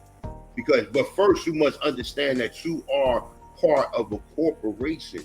The United States is not a country, it's a fucking corporation. That's like Pepsi, AT&T, all of this shit. So everything is dealing with commerce. Every motherfucking thing is dealing with commerce. Yeah. I mean, the whole thing is this: it's not something is not a crime unless you inform them that you are injured. So they're going to continue to play a game and try to act like, okay, this right here is a crime. This is a crime, right? And you're like, hold up. Who told you to do this? You feel what I'm saying? So therefore, if okay, I'm gonna make it simple, right? If somebody smack me, right, and I don't do shit, is it a crime if I tell them they can smack me? You feel what I'm saying? But the minute I call him out on it and say, okay, I'm gonna sue you now, you feel what I'm saying? Now, them motherfuckers is in trouble. So if you don't open your mouth to let these people know that, look, your hearsay information, what you did to my family, and these words that you made are doing my family damage, and the next time you do it, it's going to be this penalty, this fine, and you're going to pay to my estate a torrent. You feel what I'm saying? You're going to pay me. You feel what I'm saying? Now you already got on record that you gave them notice. So when we do things, we're putting them on notice. Like, look, don't do this. Don't do this. Don't call me this. Don't call me that. You feel what I'm saying? Otherwise, they're going to continue to do it because you never called them out on it. A nigga can get away with murder. Huh? They're gonna think you one of their subjects. If you don't want to impersonate. If you're not a United States citizen, you don't want to impersonate them. You want to go in there every place you go for them to recognize who. Oh, that's that guy who said he's in the Tantan. That he's not. He don't have the same status as us citizens. Well, the first of all, a U.S. citizen cannot be a flesh and blood human being. A U.S. citizen is a franchise which consists of an all capital letters name that they converted, a birth certificate, and a social security number. And you as a human being are now working as a surety for a bond that they created. Yeah, you living in the public. IMF. You got to be in the private. It's called living in the private. Look up living in the private PDF. Look up that, y'all, because it'll show you the difference between the public citizen and a private person. Right, and until you establish the fact that you are taking control of that entity, because it's an entity. U.S. citizen is an entity. It's not you. But if you don't take control of it, they're going to control it, and you are going to be responsible for the debt that's occurred in that name. Period. Bring it out. Yo, that's why when niggas hop on here, yo, and they don't explain, yo, what exactly you are as a spiritual being, nobody is inside that body but your spirit. That's it.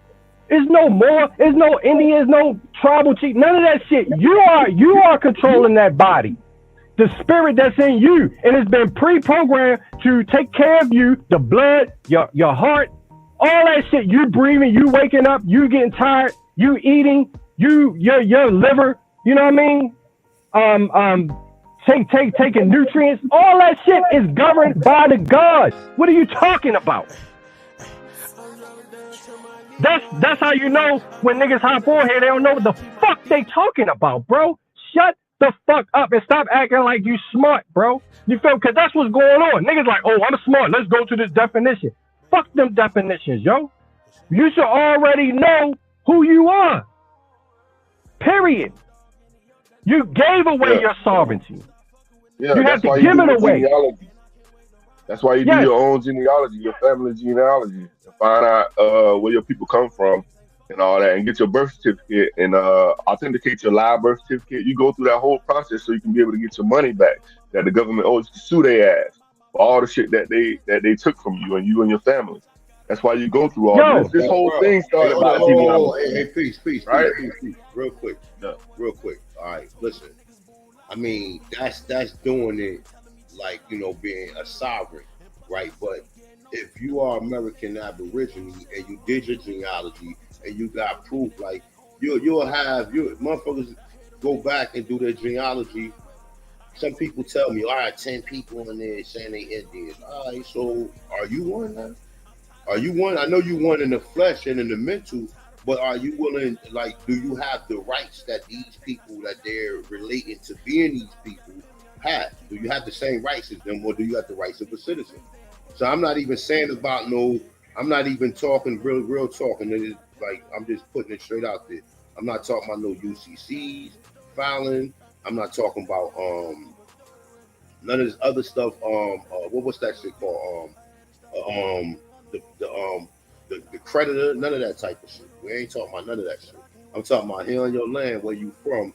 You already have all of that, all of the rights that these people got to use, UCCs and whatever the security creditors, indigenous. You know, like, exactly. That overrides everything. You know what I'm saying? Along with what nonetheless says that I'm a spiritual being having a human experience. When somebody asks you, where do you live at? Or I live in this body right here. Or it can get real deep. I've seen it all. You know what I'm saying? When they come in this type. But just along the articles that I just read, these are some articles that you can utilize. That's a law. That's a law for them to follow. They're enforcing your rights for you. You know what I'm saying? Don't look at it like because we're in the public. You're in the public. You're in the public. No, but that right you're there in the public. You in the private though. That puts you in the private right there. What I just said. As an Indian, as an Indian, not as no full no secure party creditor using no UCCs, none of that shit. Mm-hmm. So once you're in the private, they can't touch you. They can't do shit to you once you're in the private. That's basically what you're saying. You just gotta know how to. You have to know how to maneuver. Hold on for a minute, people. Yeah, it's all about just make it simple for people though, bro. Because it's kind of difficult how you explaining it, man. Because I understand what you're saying, but it's just all about living in the private. We need to be in our right status, so they can't touch us, bro. Because they got us in this fictitious status of being black and African American. Because they basically trying to take the land from us. Because people, when we do your genealogy, your people might have some land. What they call land patents out there, and you don't even know it, but your family, you know what I'm saying, your family can go back and get them land patents, those original land patents, and go back and get your land and get what's owed. It's called recipe. I do. Look, listen, you know what I'm saying? Homeboy, let me ask you a question real quick. You did your genealogy? Yeah, I'm working on it still, bro. It's a lot of work, bro. It's hard work. It's hard work, bro. Because you got. I got you. Did you find out? Yeah. That any of the people that you found thus far may have been, American Indian or anything of that sort? Yeah, all my people from here, bro. Like I got some people from Jamaica and India, but that's it, bro. But most of all my people from here, bro. Like on my mom's side and my dad's side people from Jamaica, and but like most of my people from here, I was raised up over here, bro, on my mom's side, bro. And like all my people from here, bro, from Georgia, I got people from South Carolina, and we down here in Florida right now because that's where we migrated from. We migrated from those areas. You know what I'm saying? Like the Geechees, you got so-called Cherokee or Blackfoot Indians. You know what I'm saying? I got all that shit in my family, bro. And I'm still researching because I think I got Sioux in me too. Because my grandma, them people from Texas, man. And man, I'm still doing research, bro. Cause it's a lot of work. Cause you got your mom's side, you got your mom's side, you got your dad's side, then you got they people, and it's crazy, bro. It's deep. It's real deep, bro. Hey, look. Yeah. So, all right, now you just mentioned 4 different so-called quote unquote native or aboriginal or Indian tribes, right? Or what we think indigenous people. Yeah, you want to say indigenous people, right? So are you indigenous? Like have you reached out to anybody and say, hey, by the way, I'm not. You can even say it like this, like, hey, by the way. Of course, bro. That's what you have to do. When you're in the process of doing your paperwork, you're trying to become private because like they put us in the public from when we born, bro, with your birth certificate and all that. So what you got to do, you got to study and study and learn how to do your paperwork so you can become private, so you can get all the stuff that's owed to you back. Because all they doing is basically, like you said, it's about commerce. But once you're in the private, you can be able to operate in the commerce section. You can be able to get all your shit back, bro. That's all I know, bro. I'm still studying too myself, bro, and I'm still doing my paperwork. Hey, look, let me ask you It's a process. Let me ask you a question though. Do you think the people who you think is real Indians, do you think they got birth certificate, social security cards? Yeah, my granddad and all of them have. I looked up all. That's how you do your genealogy. You look up your people birth certificates and you look up their marriage records. I'm not talking about us. I'm talking about the people that they call Native Americans and other. I don't know. Who really live off the grid type shit. But okay, yeah, I don't think they got birth certificates or social security cards because they're telling you they're not a citizen, regardless of whatever we may think about them people or whatever. You know what I'm saying? We gotta have a whole 10. I heard it's a difference between having a birth certificate and a live birth certificate. You got to go get your live birth certificate so you can be able to get your you can authenticate it. And once you authenticate it, it's a process. Your paperwork. Look up the process of living in the private, bro. Yo, you going too far with it, bro. Yeah. I'm past all that. It's called short.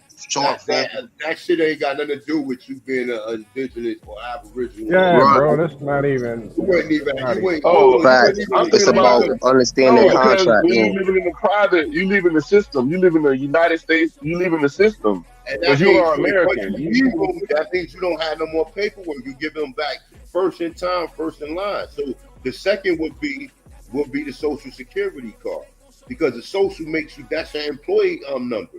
You understand what I'm saying? Your birth certificate is basically the bond that's tying you to the citizenship. So I mean, no, for real. Like, what we talking about? Freeing yourself. We talking about living in the private, bro. That's what I'm talking about. Instead of being in the public, where they can do shit to you. You want to be in the private, and how you get in the private is you do your paperwork. You change your shit from Black African American to American Indian. That's what you are. Secure party creditor. Yeah, I mean, I'm not talking about that. A1 and AP, thank you for earlier, yo. Go that route, but I'm just saying. Thank y'all for earlier, yo. Man, listen, that ain't the end-all, be-all solution. You do all that, and your ass ain't gonna gain no political power nor no economic power. That's a fact, bro. Like, y'all talking about something that's way more complicated than that. Romanticism, sound good ass shit. I'm tired of this. I don't know everything, bro. But you know, that's what it is, bro. I look up living in the private PDF. Just look up that. Y'all shit. That's how they live. Yo, straight up, bro. Yo, when y'all talk like that, that's why I be sitting back quiet because I'm like, these motherfuckers, y'all going too far with it, bro. It's way more. You just try to sound smart, bro. That's all. Bro, no, that shit's simple. That shit's simple, bro. That shit real fucking simple, bro. Yo, okay, it's simple. Yo, but it's way more to it than that. It's way more to it than that, and y'all know it. You can leave it or take it, bro. Eat them, do whatever you want to do with it. I don't know every fucking thing, bro. Like you, I don't know. Right, but I'm saying if you don't know everything, then don't talk on that situation until you got to the end of it, and then you got to talk about it in the private. Why you on a public joint? I'll get what you're saying. But you on a public forum talking about private situations, though. Bro, but you on a public forum, bro. You on a public forum talking about private situations. So I already know about that. I already know about that. You ain't telling people shit, then. You just talking. Okay, because I'm in a public forum. You already said now you contradicting yourself. You can't be in the public talking about private business. Period. So don't talk about it in the public. All I'm saying, bro, is telling you to go look up. Yo, but you further confusing people when you talk about private situations in the public. Because because, bro, it's more to it than that. Because it's more to it than that. You talking about being sovereign, right? I didn't talk about nothing. I didn't talk about being. I'm talking about the spirit. You went and took it there. Talking about the spirit. You talking about the spirit? Okay. I'm Okay, trying to explain to you the difference between being a citizen is not a real person, it's a franchise. And you took it on to some other shit. Okay, so you saying that you saying that you a spirit, you living in the spirit, you a god and all that, Hey, right? hold So on, how do hold you on, become a hold on, god? hold on. How do you become a Hey, god hold then? on. You Let me say do this your right quick. instruction, you do what the fuck you supposed to do to get free Let from the goddamn AP system talk. that you living in, nigga. That's Let where me I'm say coming from. something. That's where I Let me get out say of it. something. Let me say something right quick. I hate talking Talking over about, niggas. man. We're gonna take a quick break. We got my boy on here. I know we got another brother on here want to ask the question. But before we go, man, we ain't going nowhere. We just gonna let y'all take a quick 60-second break, 2-minute break. Give y'all enough time to go get y'all something to drink, use the bathroom, come back and hit that like button. You feel me? We'll be back in a couple seconds, man. Suave on the track. Whatever it takes. Alleyway. Coco, this your season right now.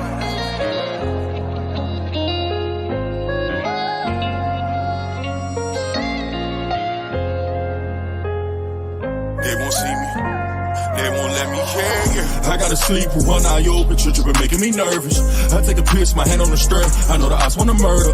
I got a feeling, keep my stomach paranoid. Yeah. I won't let them They won't see me. I gotta sleep with one eye open, tripping, making me nervous. I take a piss, my hand on the strap. I know the odds wanna murder. I got a feeling, keep my stomach paranoid. Yeah. I can't let them They won't see me. I put attention, all of my blood, all of my veins. They started with Perky, now that hair by numb his veins. You started with serving, now them drugs drove you insane. Started with dealing, I grew up with killers, they taught me the game. I got some niggas that die behind, and that shit won't never the same. I know some niggas that lie behind, and that bullet had his name. Ain't no reason to cry about, cause that shit won't never change. MTF the 4th and P, my niggas can't get out the game. I gotta sleep with one eye open, tripping, making me nervous. I take a piss, my hand on the stern. I know the odds wanna murder. I got a feeling, keep my stomach paranoid. Yeah. I won't let them They won't see me.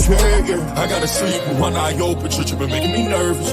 I take a piss, my hand on the stern. I know the odds wanna murder. I got a feeling, keep my stomach paranoid. I can't let them They won't see me. Lost, see, I glossed to it, shit ain't been the same.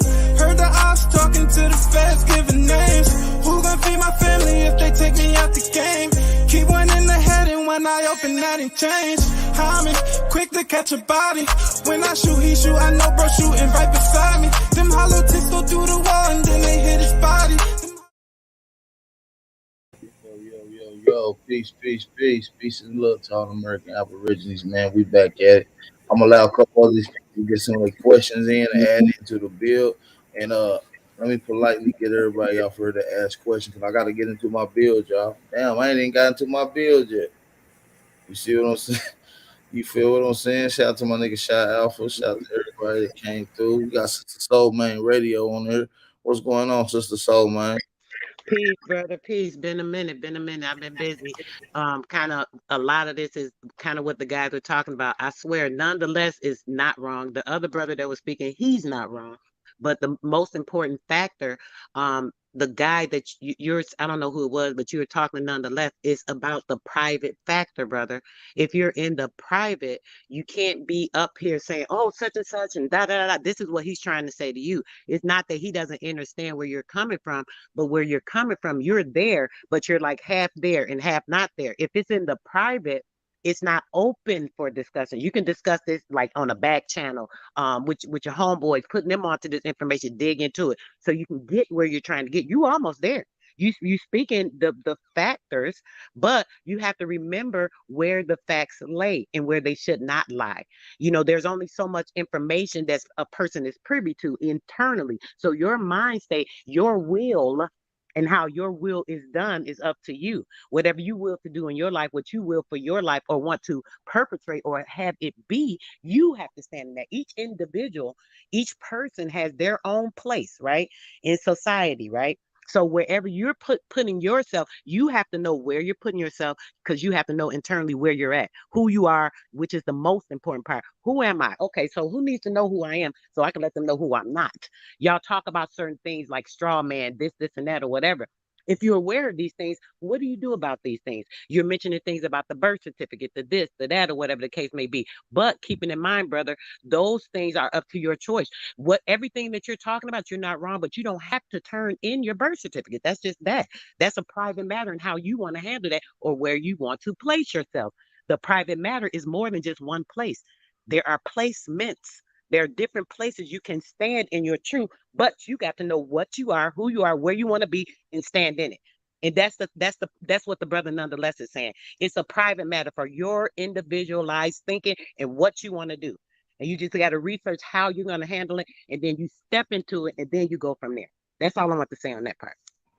Yeah, that's a fact. I appreciate you for coming on, Sister Soul, and adding a little sugar to it. You know what I'm saying? It was getting tense up here. Appreciate you for coming on. Peace and blessings. Shout out to everybody in the building. Damn, Alligator got out of here.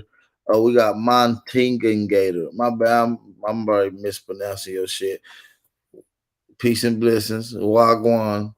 What's going on with it, brother? You gotta unmute yourself.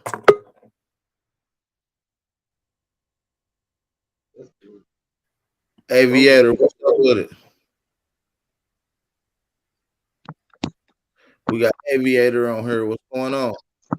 Yeah, the thing is, in those dictionaries, you be talking about the law dictionaries. Right. I'm unmuted. You breaking up, brother. You breaking up, brother. Come on. Get off and come back on for us, bro. Hey, big bro, AP. Yeah, what's going on? You still doing the minor veil joint, like his little build he got, right? I'm about to get into it right now. So I'm just getting. I got a comment on like something he had pointed out, right, by Charles. Who was that? Charles V, the one that, remember you were talking about King James, right? And how he said his ancestors had brought in somebody would talk. I think might have been Shit last night had he released a bill, and I think he kind of broke down the fact that King James with the Bible broke down, put everything into the trust.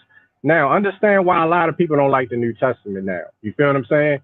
Because what happened was during the Old Covenant, right? Everybody was subjugated under national. They was being ruled over by. They might elect a certain chief or governance over their particular tribe or nation, empire, and whatnot, and they entrusted that person to be the executor and they delegated authority to trustees over different families. You feel what I'm saying? What the New Testament did, though, that people don't like, is that they said, okay, fuck, these motherfuckers want to be corrupt. You individually now have the sovereignty over your own spirit and your own body to regulate the fact that these people are traitors. You feel what I'm saying? This is when the whole fallen angel shit came from. That these motherfuckers fell because they was taking advantage of the people and trusting them with their individual spiritual rights and using it to rule over the world. So now you individually can now delegate. Now you can look at these people and say, hold up, you abusing the power that I gave you. So now individually, I'm going to bring charges on you. So an individual person can bring charges on the person that they gave the authority to. Individually. That's what they are afraid of. That's why they always try to get you to join a fucking group. You feel what I'm saying? Right. No, I definitely understand what you're saying. That's what the new covenant is about. That's what that's what happened. That's what Charles. That's what the whole joint is about, bro. This whole shit is about that right there. Right. We about to I'm gonna mute my mic, bro. We about to get into it right now, man. Matter of fact, if y'all ready, man, go on, hit that like button, thumb up the video, support the channel, man. Start thumbing up the video. I appreciate everybody for coming on. Sister Soul. Shout out to Sister Soul, man. Appreciate you for coming on. Shout out to my boy Aviator. Appreciate you for coming on. We about to get into it. Nonetheless, appreciate you. All right, I'm gonna hop off. Your piece of the gods, man. already know, God. Peace to the bro. Yo, get the American God joint, yo. That joint fire, yo. You know Yeah, what I mean? American No Gods doubt. review, man. Links Yes, in sir.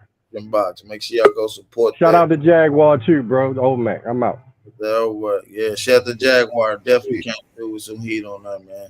Really, really was a powerful bill. We about to get into the meat and potatoes, what y'all came for. You see how I did it different this time? I opened the panel up first. Now we about to get into the bill. You know what I'm saying? Let me get this last question in or statement. We got root words. What's going on? You got a statement, a comment before I get into my meat and potatoes and my bill.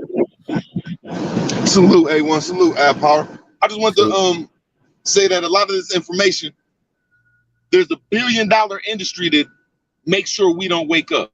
I say $1 trillion. I know it's way past $1 billion because it's in every city in the Western Hemisphere to put this propaganda of who we are and what we is. So now that I know that there's like $1 billion plus against for us waking up, my opinion of it, that private and public stuff is as simple as a passport, which is an international person that has a state, and an ID, what makes you a subject to USA. So all that shit bullshit unless you're dealing with your passport. I digress though. Shout out to Root Words coming on with some of that heat, man. You know, Root Words be coming through with some of that heat sometimes. Shout out to all the American Aborigines, man, in the building, man. I need y'all to thumb up the video, man. We've been rocking for 2 hours, man. Let me shout out to one or two people that supported the channel. Make sure y'all support the channel out there, man. We just not about to get cracking. Shout out to Big Chief Fuck You Crackers for supporting the channel with the $2 cash out donation. Shout out to my boy Big Chief Fuck You Crackers. Make sure y'all support Big Chief Fuck You Crackers in the chat, man. Make sure y'all show him some love. And who else? All right, shout out to Anthony Pickens Jr. All right, that was it. Shout out to everybody shout out to Big Chief Fuck You Crackers and Anthony Pickens who supported the channel today. Make sure y'all support the channel, man. Don't let them be the only brothers that support the channel, man. You know the real, support the real. We appreciate everybody, man. We're gonna get right into the meat and potatoes. Let's finish what we left off at yesterday. Let's go. Into our settlements, and by herding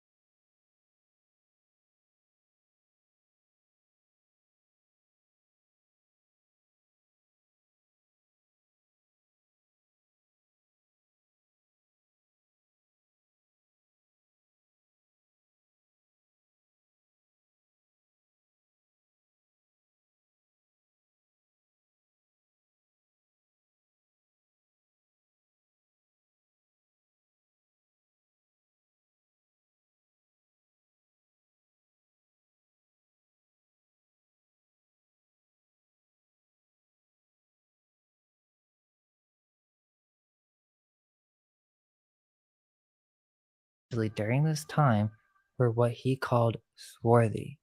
All is white people in the world is proportionally very small. That and they will never adopt our language or customs any more than they can acquire our complexion. Complexion, we continue, which leads me to add one remark, that the number of purely white people in the world is proportionally very small. All of Africa is black or tawny, Asia chiefly tawny, America, exclusive of the newcomers, wholly so, and in Europe, the Spaniards, Italians, French, Russians, and Swedes are generally of what we call swarthy complexion, as are the Germans also. End quote. Swarthy? So he's saying that most of the world right now in Africa is black or tawny, being brown or yellow, and that all of Europe, essentially during this time, were what he called swarthy. Wait, what? So the Spanish, which we know for a fact that more is on Spain in history, but the Italians, French, Russians, Swedes, and Germans were swarthy? If we look up this definition, it literally means dark tone or mixed, just like Charles II was called the Black Baby. These royals were all swarthy. He says that these people are scouring the planet and clearing out the woods, so hold up. Sure, maybe it's true that white people were in low numbers, but that doesn't mean that they're parasites or the enemies. It just means that they come from a rare climate where the sun isn't so harsh on their skin as with the North. Yet, we're told in history that all of European nobles were white? Don't misinterpret me either. This isn't Wakanda. I'm just saying that there's something really fishy going on with all this stuff, and we need to start asking questions on how we got here. Why did these nobles from Europe, who are said to be swarthy and also a part of secret societies and occult orders, why are they giving us this narrative of slavery that then put all of their people into identity crisis when Moorish history and royalty truly goes back thousands of years? It doesn't start in Africa, and for some reason, when it comes to Southern American history, all they want to teach us about is these goulash slaves that were illiterate. Well, I'm sensing BS. And we're talking about some multifaceted bloodline operation controlled by the double-headed phoenix that then hijacked the entire world. In other words, Rome and the Vatican never lost its power. It was just moved into the new church, the new Atlantis. These secret societies such as Skull and Bones, Freemasons, Rosicrucians, Knights Templar, Knights of Malta, and the secret Venetian black nobility. This is not a far-fetched concept. Each one of these subjects can be thoroughly researched, and after increasing one's skill in symbolic interpretation, one can begin to see a whole new story unfold, one that was left behind for the public to become privy to once they become aware enough to see it.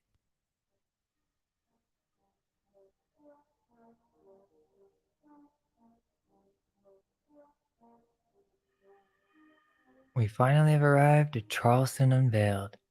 But first, we must break down Charleston's early architecture and early influential styles, as it is crucial for us to know. I'm in possession of a book that contains over 500 documented buildings in Charleston from 1670 to the beginning of the Civil War.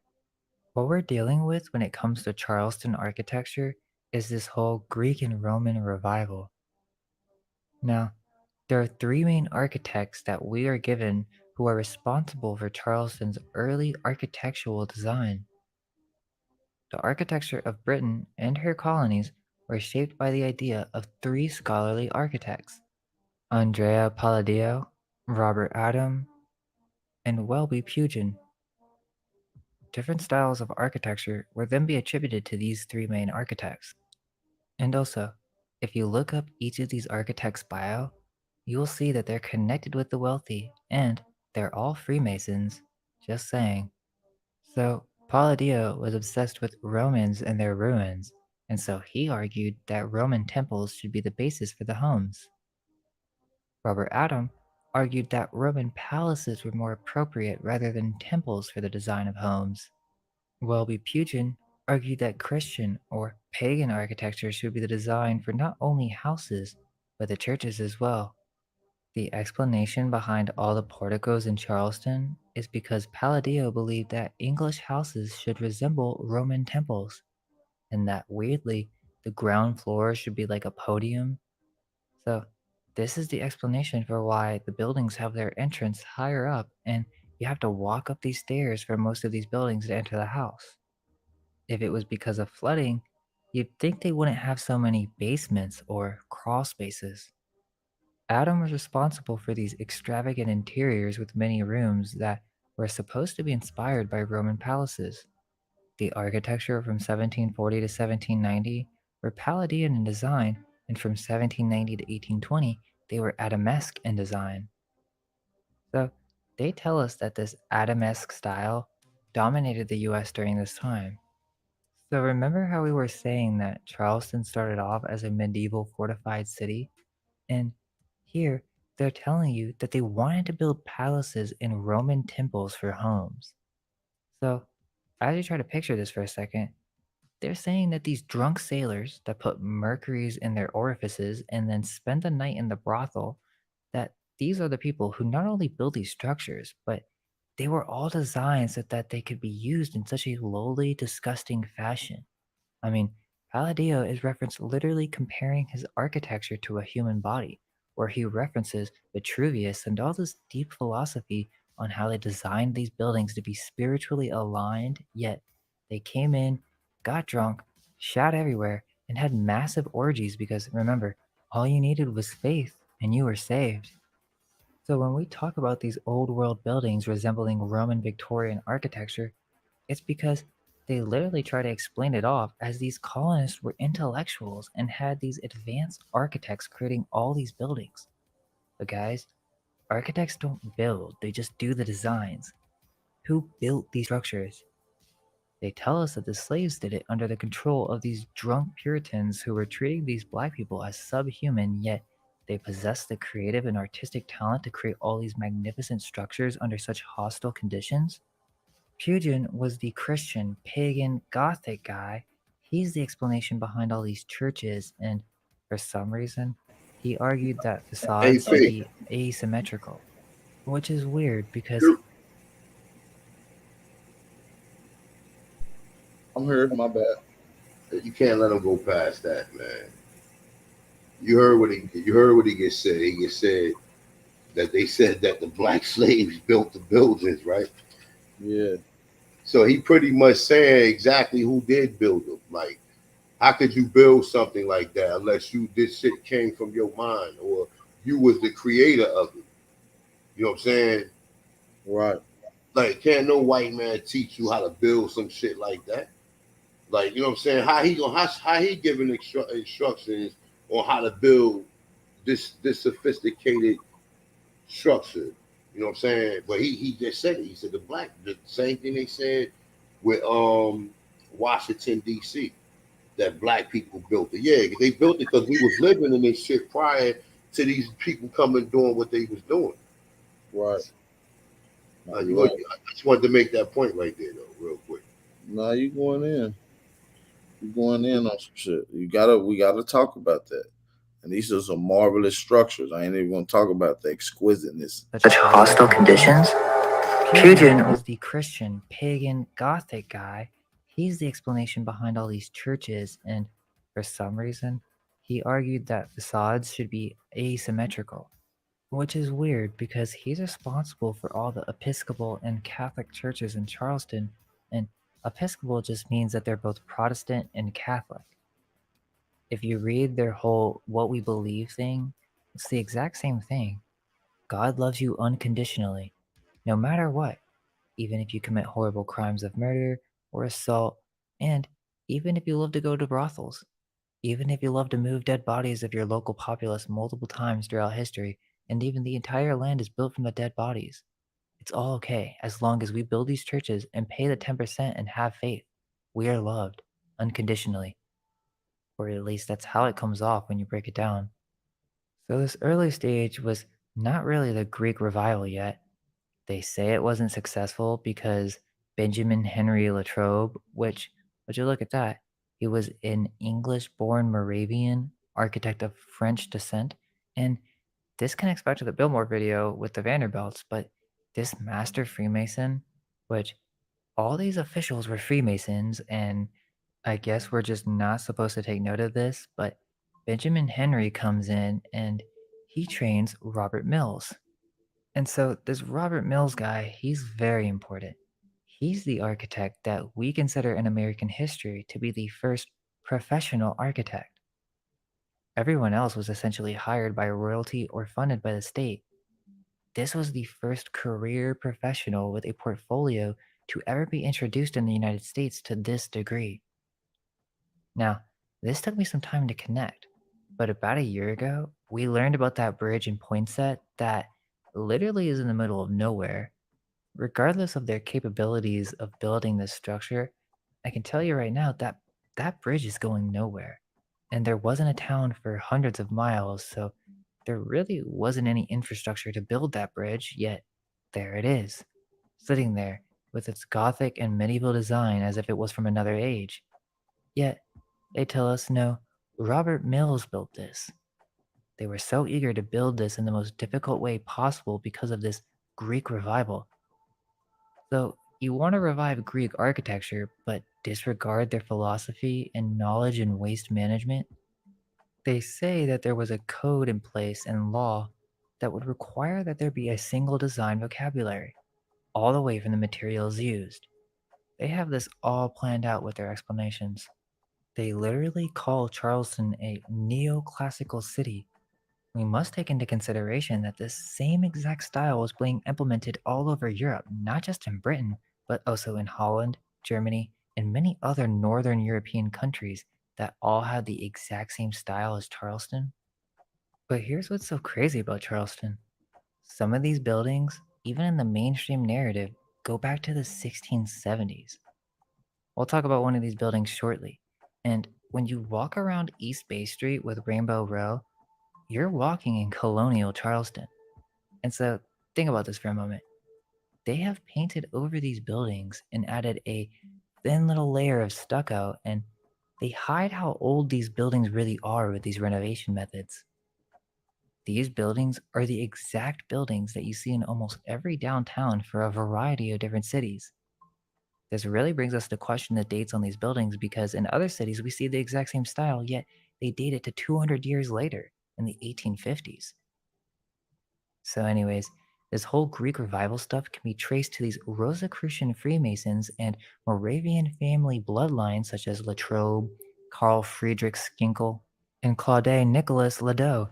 They are all part of these Lutheran Protestant churches, which, in their founding, started as secret societies controlled by branches of the royal bloodline. Interestingly, the second phase of the revival is due to Kahal Kadash Beth Elohim, or KKBE.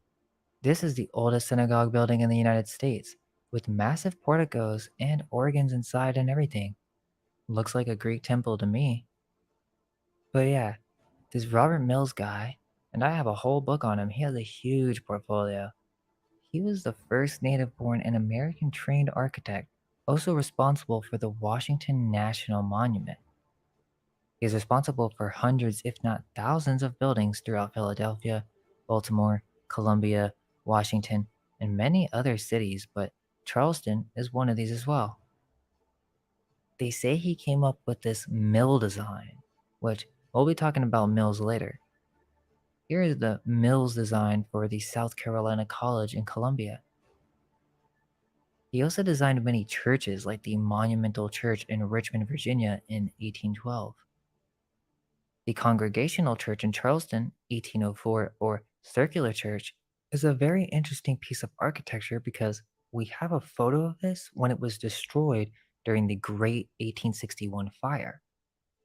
But if you look closely, this is an entirely different church of a slightly similar design. And the weird thing is that they show you this when you walk in or take these tours in these museums, just so you know that Charleston picked itself up after the fire. But yeah, no, those are different buildings. And Charleston literally had maybe 100 or more different churches, and they are all really Protestant, just slight differences in denomination. I really don't understand the need to build two massive churches right by each other, and they do this a lot in like these early American cities. When first creating a city, I mean, these people haven't even figured out waste management, and most of the town were a bunch of drunks. So they tell us that they rebuilt the circular church after the Great Fire of 1861 and after the Civil War, but I'm not sure if I buy it. They just picked up another old world building and renovated it. We will see proof of this later. So I type in Robert Mills photo, and there's literally only one photo of him, and it's creepy as hell. Stare into this guy's eyes and tell me that you trust him. He created the Washington Monument in DC and Baltimore, and both these structures are incredibly suspicious if they're saying that these weirdos built all of this. Just look how magnificent these structures are. I just find it hard to believe that they truly thought they were capable of building this, yet they were actually going to try and pull this off, and Mills wanted it to be the biggest structure in the world, he said. Look at these early paintings. All we have for proof of construction for Robert Mills being behind these Freemasonic buildings are these little sketches of Gothic Greek temples, and also there is an Hibernian Hall near here, interestingly, but Mills was just designing all of these homes for the elites of Charleston, they tell us. He was also responsible for the fireproof building in the lunatic asylums. Which, again, you'll see these stories that the buildings were destroyed and then rebuilt, and then they show you an old photo, but honestly, all these buildings were very similar, and so the asylum is very close to the fireproof building. You see these massive brick buildings, right, with these lower arches showing that there's a bottom floor, but then you have these stairs that are going up to the second level. Now, for some reason, everyone seems to think that this is normal. Come to find out, when you go in, there's a lower level actually that goes down several feet, and the doors are tiny on the bottom level, or the windows are going right below street level, indicating that these buildings are going underground a little bit. And then there was some type of renovation process in which they built these stairs to make the second floor the first floor, and the bottom floor some type of half basement, which I believe there are even lower levels, but we'll talk about that soon.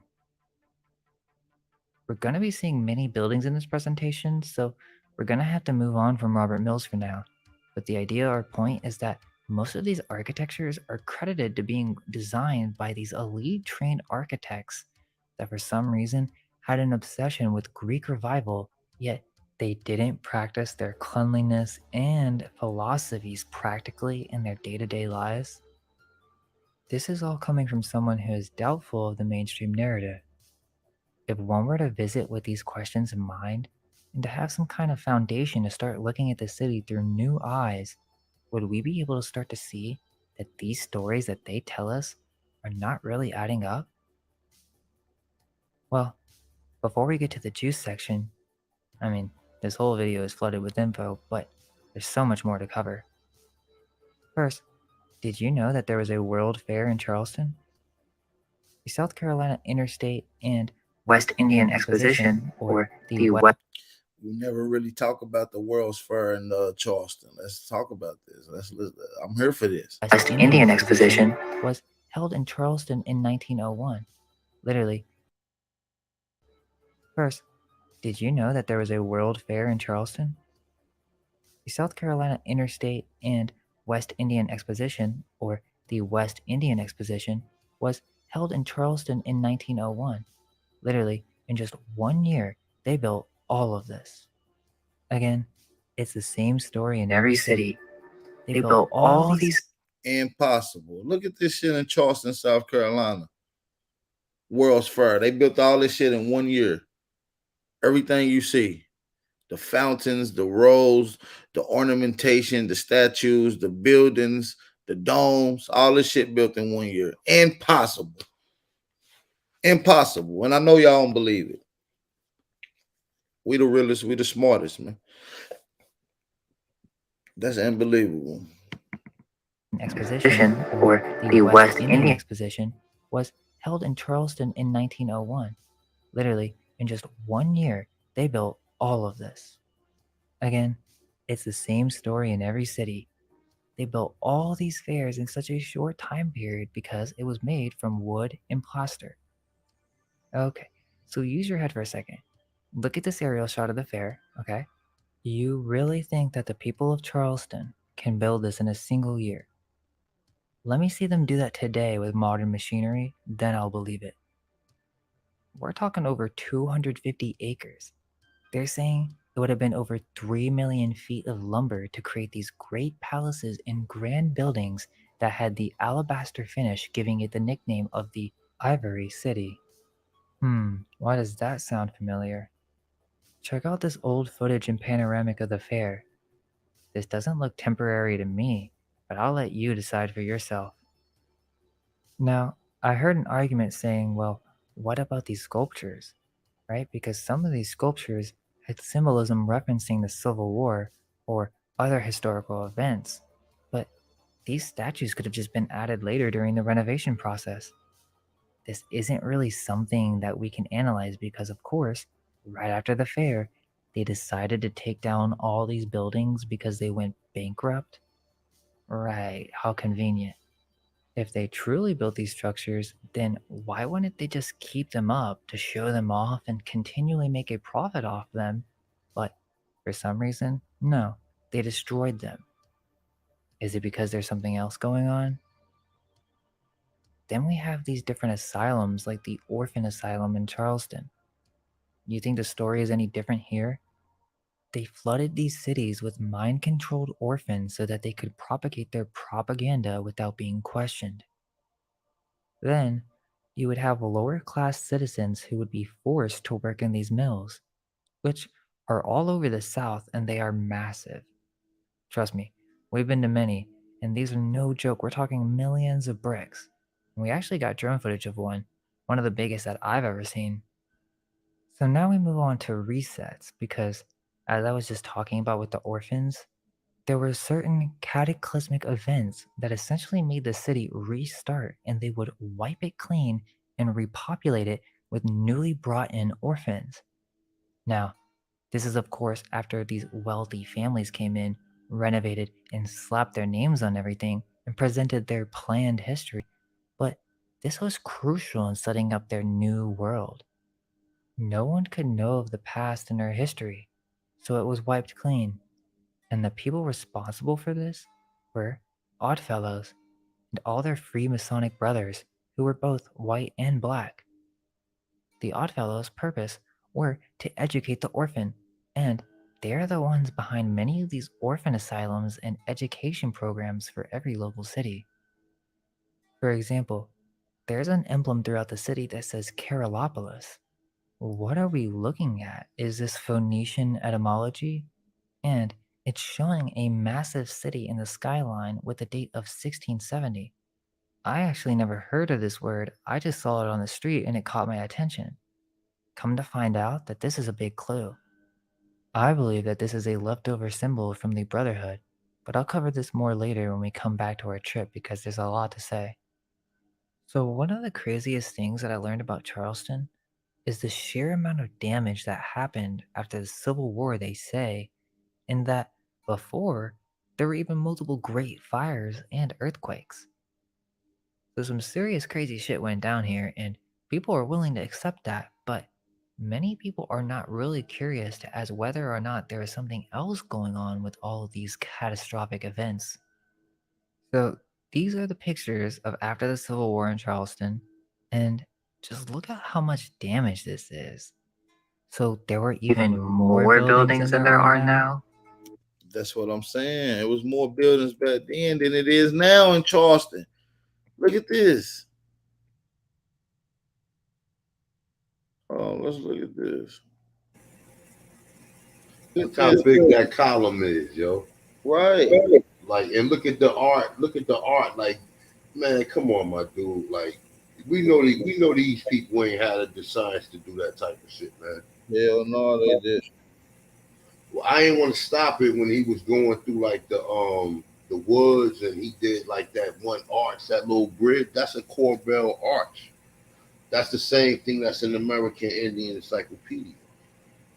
Said that the Aborigines of this land, they shape bridges and like different like structures with them Corbell arches. No, you're right. And that's what they did it all over all over America. Exactly. But you also see them in Europe too, right? You also see them in Europe too. Right. So then one had to ask themselves, how did it get over there? But that's a whole nother question. It's the sheer amount of damage that happened after the Civil War, they say, in that before, there were even multiple great fires and earthquakes. So some serious crazy shit went down here, and people are willing to accept that, but many people are not really curious as whether or not there is something else going on with all of these catastrophic events. So these are the pictures of after the Civil War in Charleston, and just look at how much damage this is. So there were even more buildings than there are now. I just look at these photos and truly wonder how much was lost and or how was this even possible? It looks very similar to firebombing in Japan, so was this purposely done to destroy many old buildings? And what's with all these great fires in every city? I mean, come on, I thought they were intellectuals, you know? Why do they keep messing up this bad? but they tell us that there have been conflagrations or conflags, red flags, that have occurred in Charleston since 1740, again in 1778, 1838, and then, of course, the Great Fire of 1861. Many rumors spread thinking it must have been a slave or a Union siege, yet they say that they rediscovered the answer because they found this one guy's journal saying that they just didn't have enough water supplies. Okay, yeah, but how did the fire get started? So, they come in 1863, shelled the city, and oh yeah, they had plenty of times to take pictures of the destruction in HD, ruins of cathedrals, yet they didn't have time to actually take pictures of the event itself. Interesting. There's also this photo of a 9-story building in Charleston. That means that this was built sometime prior to 1865, and it looks mud flooded as hell. Come on, man. 9 stories. 9 stories before 1865. Because this is at ruin. This is in 1865 right here, this photo. And it's already at ruin and destroyed. So when was this 9-story building built? Obviously, it was built before 1865, during the time that your president was being born in log cabins. But you got this shit going on. Come on, man. The gig is fucking up, man. The gig is up, man. The gig is up, man. We ain't gonna be in here too long. I mean, is this supposed to be a mill? If this is a mill, this would have been one of the largest for its time. There are so many questions to be asked on whether this had elevators. Was it an apartment? How did they manage waste? How did they move water around? How much water pressure would that require? Well, supposedly this was the largest building in the United States at that time, and this would have been the true first skyscraper. But there's no info on it, and look how tiny these men are in the photo. Weirdly enough, another website is showing this photo, but it labels it as Richmond, Virginia after the Civil War in 1865, which it looks very similar. Also, the ruins of Huxall's Mills, which all look to be the same building. I mentioned this earlier on how they had all these lookalikes and they would use these old photographs to explain multiple buildings. And there's also many stories of this building used to be there and then they rebuilt it and then they moved it after the Civil War, and it's just strange. The question is, were the photos showing the destruction after 1865 due to 2 years of Union bombardment, or was it due to the fire of 1861? Which fire isn't just going to make buildings disappear. And this is important because this all revolves around this circular church that they claim they built in 1806. It's actually much older, but we went there on tour and we actually were in the graveyard in the middle of the night, so we'll talk about that soon.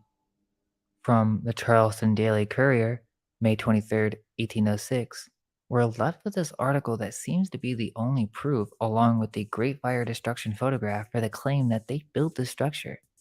Yet, if we look at this photograph that they say used to be the circular church, it's a completely different building. This church was preceded by an older church, at least from 1681, a meeting house in the same exact address, which Wiki again uses the same exact photo to reference this older church. But the records of this early 17th century church was lost in, quote, the worst typhoon in coastal history, end quote. This brings us to great earthquakes and hurricanes, as not only were there great fires, but the biggest earthquake in Atlantic coastal history, and this is 1886. They're saying that this earthquake nearly destroyed all of Charleston. This event destroyed even more buildings, so wait, now there's this new great disaster. According to the Abbeville Press in 1886, Charleston nearly ruined by an earthquake. So the local news is on this, huh? But wait, there's more. Fissures in the earth emit sand, blue mud, and sulfuric odor. Wait, blue mud? They're speaking of mud volcanoes. Yeah, that's right. Fissures in the earth that would emit blue mud. And this is exactly what happens in the 10 active mud volcanoes in the Mariana Forearc. The material erupted in these mud volcanoes consists primarily of blue and green mud. Take note of this for later. The next part of the news says that only one store is open, but even more, it says that 20 miles of the Charleston and Savannah Railroad are now underwater. There's this painting in the South Carolina State Museum called People Running the Night of the Earthquake, which is from 1886, interestingly, and it looks like all these people are running from this dust cloud. But could it be something else? Seems that this could have been a mass release of gases that in turn killed a large percentage of the population. This brings us to brimstone, which is referenced in many ancient religions as being punishment, which would basically be sulfur in the sky giving this acidic odor of sulfur dioxide, but this connects with earthquakes and volcanoes as these gases are released during these events. Check this out. Quote, a shower of brimstone. Charleston has had her earthquake, followed by a shower of pebbles, and now Columbia follows with somewhat a familiar phenomena. Wait, so this is happening basically in every city? With the exception of the pebbles, there was another sulfuric event in Columbia. It is followed by a story of a colored man named Henry Jones who found these small yellow pebbles on his yard. His wife discovered that when she touched the yellow pebbles with their iron, that it ignited and burned. So these pebbles were falling from the sky and they were flammable. It continues to say that a reporter came to investigate and found it to be sulfur. It emitted a bluish light and the fumes were sulfurous. The next matter to investigate was where did it come from? But all the locals and occupants of the house said that it rained down from the sky. Is this connecting with Book of the Damned by Charles Fort? But listen to this. The next part of the article mentions that it's possible that this came from a meteor that was in the sky at the exact time as the earthquake. So if you've seen our Great Lakes video, we know that comets are usually visible during great events of destruction. So I find it interesting that they even brought this up. But when it comes to the Great Fire of Charleston, the issue is that there are a majority of websites and museums that claim that the vast majority of Charleston was destroyed in the Great Fire of 1861, not the Civil War. It was the worst fire in history. Somehow, it burned a third of the city, yet entire blocks were reduced to complete rubble. This brings us to Great Reset events that are not locally known by any of the local historians or tour guides, it seems, as many of us are brought up to believe that volcanoes were only on the West Coast. And so if you type in, are there volcanoes on the East Coast? Google will tell you that it's been millions of years since there were volcanoes on the East Coast. But that's not true. There are definitely active volcanoes on the East Coast, and interestingly, this is connected with earthquakes, hurricanes, and not only that, tsunamis and typhoons. There's evidence that a volcano went off near Charleston around this time. So from this fire and earthquake, we have the loss of millions. Everything burnt to ash, they say, yet some random fire did this. Or is there a reason that multiple articles from this time period reference, quote, an examination of the Earth's surface at Charleston and its vicinity reveals many phenomena.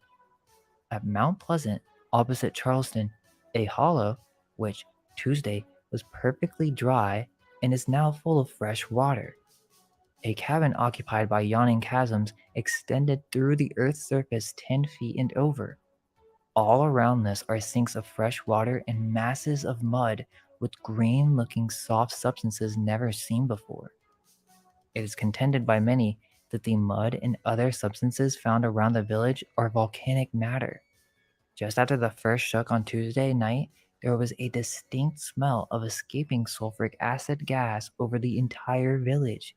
The smell lasted throughout the night, end quote. In St. Paul's Globe, there's another reference to the volcano. Quote, The volcanic eruption at Charleston confirms the theory that the earthquake is only the chimney builder who creates vent apertures for the fiery torrents which slumber in the bosom of old Mother Earth, and which now then becomes too hot to be held within their confines. End quote. Whoa, so they won't teach you that in school. And there's even more evidence for this volcano. From the Chattanooga Daily Times, 1886, quote, near Shell Street, there's a cabin occupied by a colored man that is completely surrounded by yawning chasms extending through the earth. They mean it's just a giant open sinkhole, basically. And extending through the earth at a surface for 10 feet and over, all around this there are sinks of fresh water and mud with queer-looking soft substances. So again, these are mud volcanoes. And we'll come back to this when it comes to mud. Right. And if these are places that we find the evidence that produce mud volcanoes, does this go into the faction that a lot of these southern states was destroyed by mud flood or mud volcanoes? Was a lot of this hit? Does this back up the buried history that the government works on suppressing as well? We're gonna end the video right here, man. We're gonna get into part 4 of this tomorrow, man. We'll probably finish the thing out tomorrow, man. We'll be able to go longer tomorrow, man. We had an extended build today.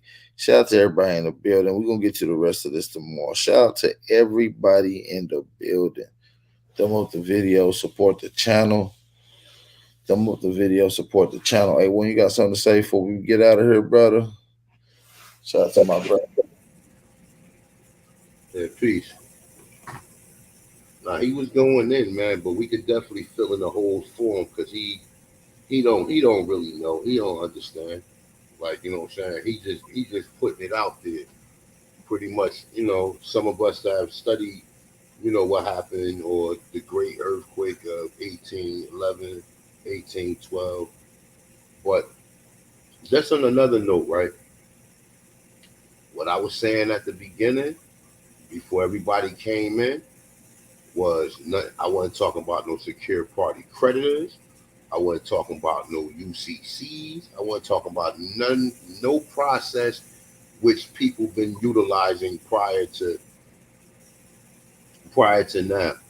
What I was saying was, you know, as far as if you got your genealogy, when are you gonna what now? I just want to hear what people doing. Like what now? Okay, since the history don't matter. You ready to go, AP? I just wanted to say this last thing. No, you good, bro. Go ahead, do your thing.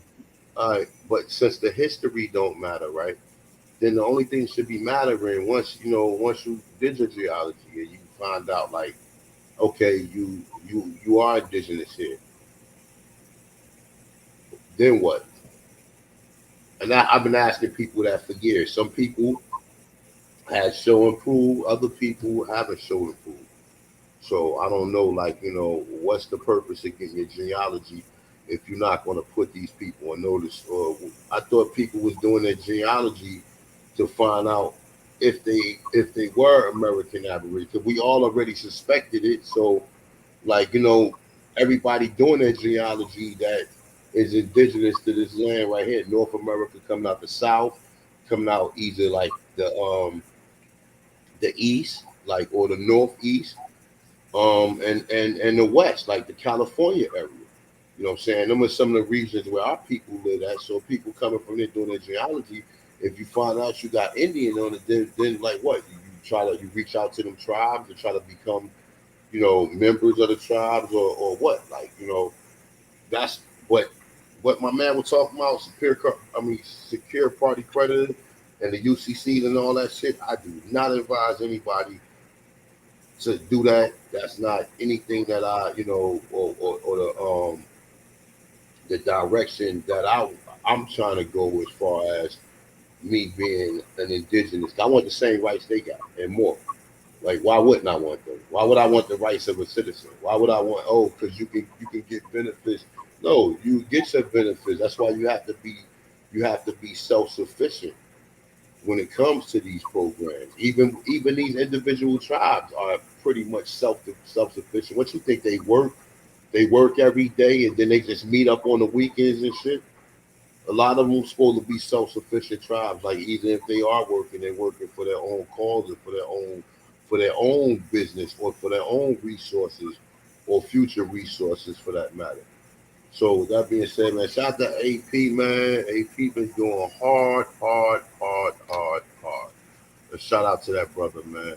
And shout out to everybody in the chat room. Shout out to the Aboriginals, North, South, Central, and the conjoining islands. Peace. And with that being said, man, peace, man. Shout out to everybody, man. Make sure y'all be safe. If y'all have not supported the channel, man, y'all ain't even support the channel today. Y'all sick than a motherfucker. Y'all some sick individuals for not even supporting the channel. At least hit the like button. Can we get 266 likes before we get out of here? Can we get at least 266 likes? 300 likes. Sheesh, we the guys. If you ain't purchased American Gods pay-per-view, links and all the information is in the description box. Go purchase the American God pay-per-view, man. Classic shit. With that being said, peace and love to all the American Aborigines. Make sure y'all be safe. Make sure y'all be aware. Make sure y'all stay vigilant. Make sure y'all stay dangerous. Your brother Aboriginal Power, and we out. Peace. We're still here. I still have my practices. We know who we are. This is who we are. So you can call me colored, you can call me Negro, you can call me black. Oh, man. Yeah, you gotta be kidding me. What kind of Indian are you? Like Tonto Indian? Shinnecock Indian. Really? You're Shinnecock? Yes. Oh, I didn't know you were Shinnecock. Yeah, could have fooled me. That's the kind I am. Hey. So you should be Big Chief Bastard, not Old Dirty. His family was here when Columbus landed, huh? Is that right? Yes. So you are not a black man, you're an Indian? I'm an Indian. No kidding. Yeah. Now, this is a shock. We are learning more to... I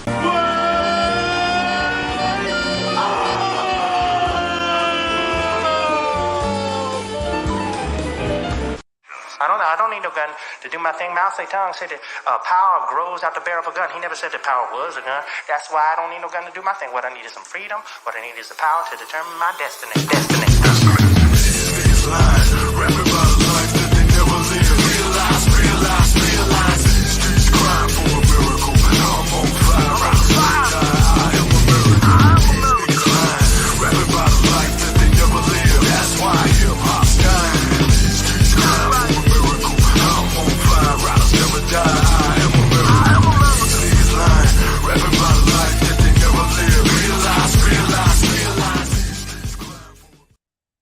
Have at least about 5, because you can look, if you take time to look, you can find many articles, you know what I'm saying? And like I said, when I'm gonna look and I'm gonna find some articles and I'm gonna